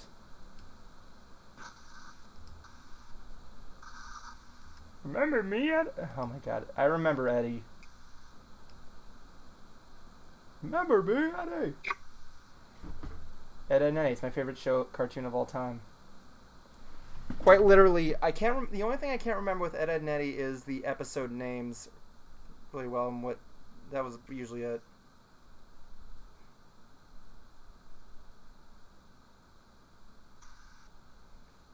I actually have this very special talent where I can recite the Ed, Ed, and Eddie episode Stop, Look, and Ed from start to finish. Because I actually got it on Game Boy's Video Now system, and I was watching that all the time to a point where I was able to recite it. Wait, did I miss a spot? Holy damn, I missed a spot. I missed a spot. I messed everything up.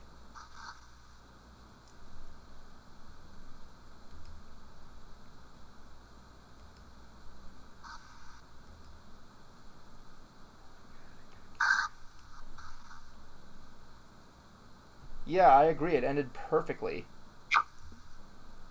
Ed, Ed, and Eddie was my shit, man.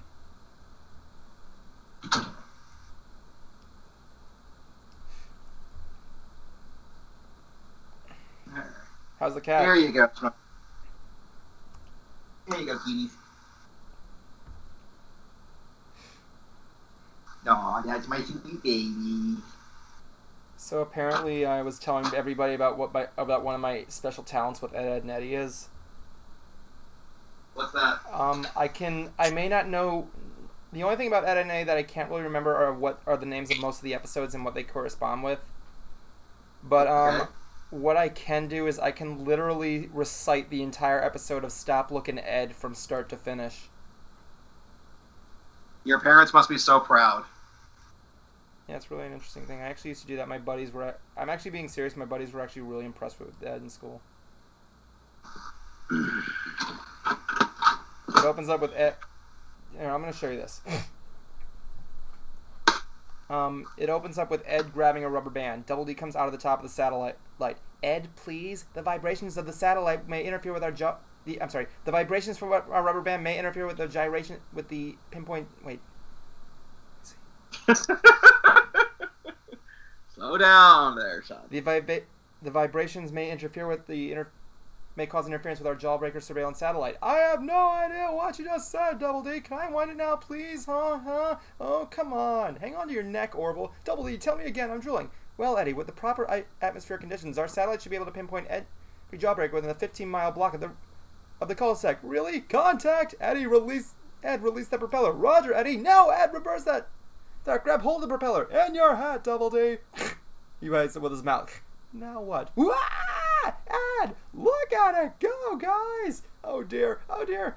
Oh, well. Just once I want something to go right. It hits him. Hello? Lucky for us, I can track its every whereabouts. He pulls out a tracker made entirely of a toothpaste tube. Ed trails behind after running off screen. Wait up! That's my waffle, says Eddie. See, basically I can kind of do that there. Like, most of Double D's speeches are a little bit huge, but like, yeah, it's basically a talent I have. It's like one of those very weird talents you get. How like some people can fold their tongue, some people can do that stuff. Some people can eat a dick. If you know what I mean.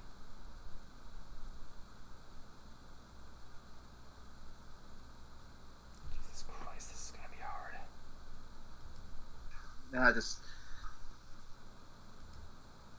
I just got a message, and I'm trying to. I'm not gonna say anything about it on the air.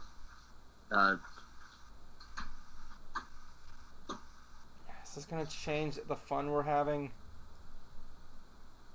This is fun. Yeah, I like. But I like talking to you on the internet. And that's why I prefer sitting in this room, talking to you.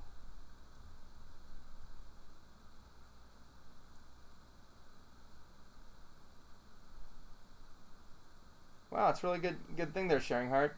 Sharing Heart said she used to be able to recite the entire Lion King movie in English. That was back when I didn't know English at all. It's really good. It's a good talent to have, man. Props to you. Good to see you. Here, I lift my cup of water in your glory.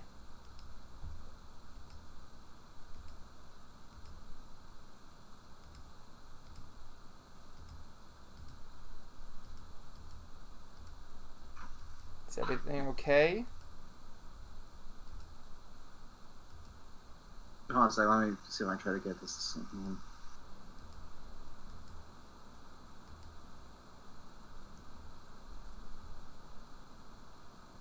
That's fine. If you don't like The Lion King, Justin Jablonski, then that's fine. Maybe it's not fine that I just said your name out loud. Oh well. Sorry if you end up getting crucified.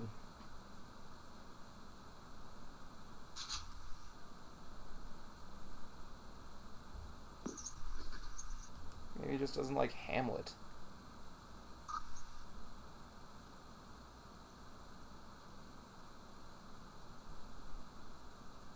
He watched it so often that the videotape literally melted into the VCR, and that's why I stopped watching it.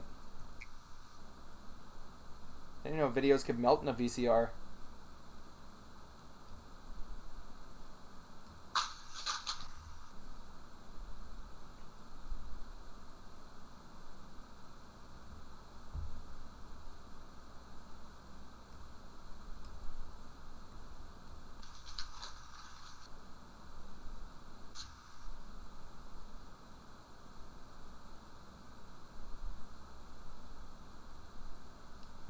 like what you like. Jesus Christ, making this thing's gonna be difficult. What exactly are you having trouble with? Yeah, it's just me, like, having the fact, because bear in mind, when I make this head, I gotta also make the mouth movements and the eye blinking for a female head, a male head, 2 male heads, actually. And I think that's it. I'm just a little bit surprised. Like, I think I can do it. And not to mention, I also got to do that 6 more times. So, in other words, I have to make 3 puppets with, what's 3 times 6? 18. Oh, God! Okay, that's fine. I wanted to scream like the critics, like saying, "Oh, God!" That's actually what I said to you. Said when I did. Remember when you told me how long the Hoof Rock episode was presumed? Yeah. Well, no, I said, okay, so how many music on there was on the CD when I was doing the last Hoof Rock? Like, 10. I'm like, oh, God!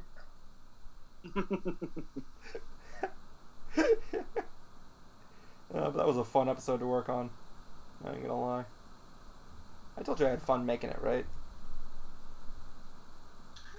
You said it was very time consuming. Oh, yeah, well, that was the thing, like, one of my goals is to kind of be the fastest editor out there, and this was a good test. Don't know if you can beat South Park. Yeah, oh yeah, I could never stand up to Trey Parker or Matt Stone. Well, that's the thing, like, well, you see, the thing about that is that, editing takes a lot of patience with the program you're using. Especially, I don't know what editing programs Trey Parker and Matt Stone use. I don't know either, but... Actually, you want to know something? I'm going to do something. I'm going to do something pretty good. What's that? I'm going to see what programs South Park is made at. And I'm going to be honest here. This is actually a notorious in-joke with Adobe After Effects. And I'm sorry if I find out that After Effects was used for a good central part of the animation, not Flash, I'm going to call absolute bullshit an episode was made a week early. Because it's impossible. If they can make an entire episode on, like, a good majority of their animation on After Effects, it's impossible. It's like, let that be known in editing world. There's not when it comes to Adobe After Effects, it's like the most patient program you could have to work with. Let's see here. What editing software is South Park made on? Let's see. Let me see.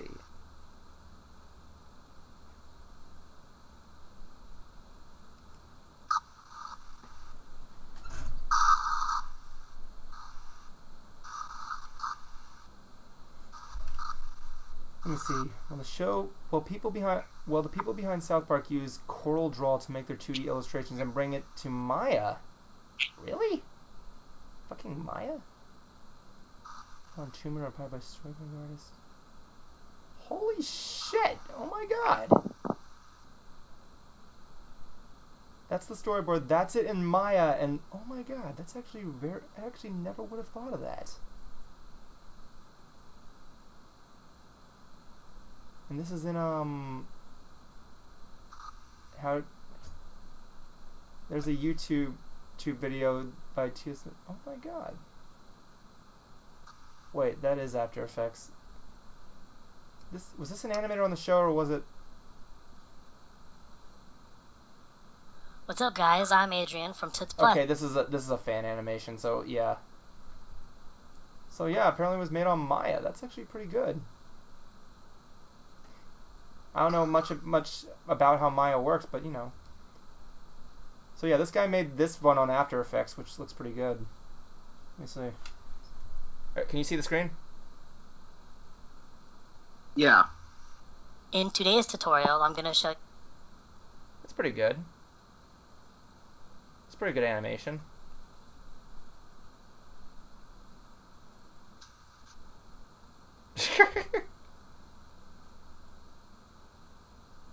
What do you think? It's definitely early South Park. Yeah, it's pretty close. The animation, the mouth movements are pretty good. Like, I can understand the characters being made in Photoshop. That's pretty good. Like, there's no doubt that South Park was made in Photoshop.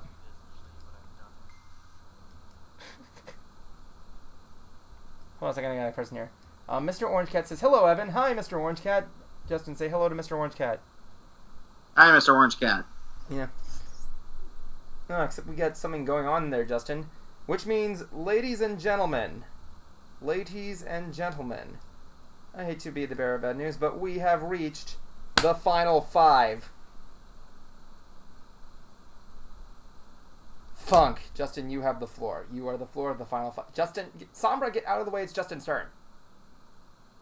Meow. I'm looking forward to seeing how World turns out. Looking forward to seeing how my new episode of Hoof Rock is going to turn out. And I'll be looking forward to seeing our good old boy Bruce getting married. That reminds me, we might be doing a stream in 2 weeks after we see the MLP movie. Maybe we could do a stream over there. We're going to be out doing it, but yeah. Is that it? That's it from me.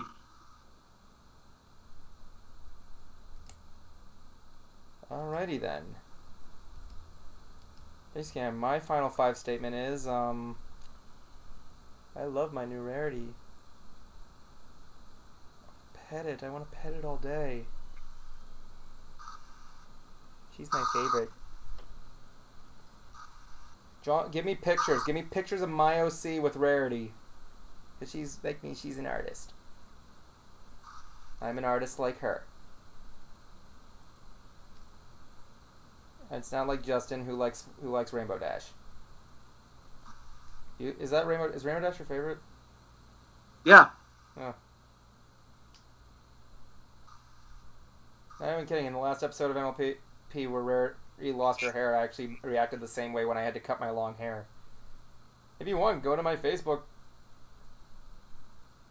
If you want, go to my Facebook and see me with long hair. I'm passed out in my old bathtub filled with cans of Mr. Pibb. It's not even a joke, that's an actual picture. Justin can confirm it. Justin can confirm that's an actual picture. Yep. You really know what I'm talking about, right? I showed you that picture. I showed you that picture. Me passed out in the bathtub filled with Mr. Pibb. Dude, I am dealing with something right now here. That's fine. You can just hang out the Skype call now if you want. Yeah, sorry, guys. Okay, that was weird. Well, you know.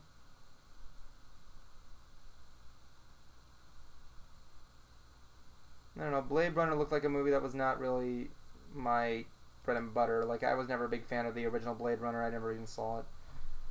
But hey, maybe I might. Maybe next episode I will be Blade Runner and run the blades. Blade Runner sounds like the name of some sort of weird roller skating movie. So with that said, I guess I'm gonna continue work on the puppets. Maybe I might do a little bit more next week, but this is gonna be hard, man. This is legitly gonna be hard. I don't know how to. Well, just goes to show you, if you don't like MLP anymore, I don't care. If you do, then good for you. If you don't, well, I hope you had a good run. Still, stay with your friends, even if they're bronies or not. You know, it's always a fun time. I'm not quitting anytime soon. Maybe once you're a brony forever for the most part. I mean, like, you're melded into the fandom. So, yeah, with the final 5 down. I have to see the recent episode of MLP, right? Maybe I might be able to see that after Rick and Morty and maybe after I play Metroid. With that being said, ladies and gentlemen, thank you for joining us tonight for another episode of MySTREAMy Brony Theater 4000.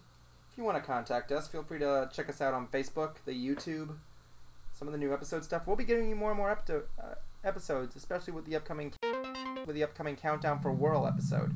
So with that being said, thank you very much for joining us, ladies and gentlemen, and Feel free to share us around there. Help us get our audience up. We need more friends to talk to. And, yeah. What I said. I don't know what else to say.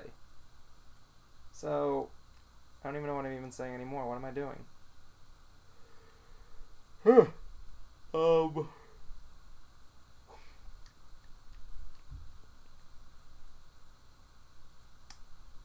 How do I end this stream? I think I'm broken.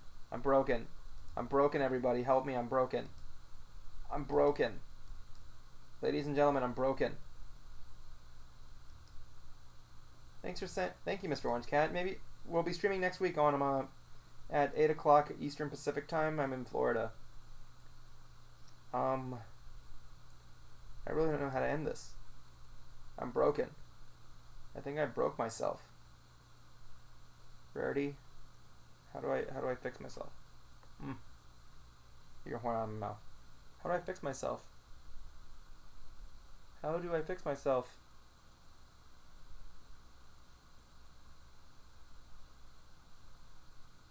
How do I fix myself?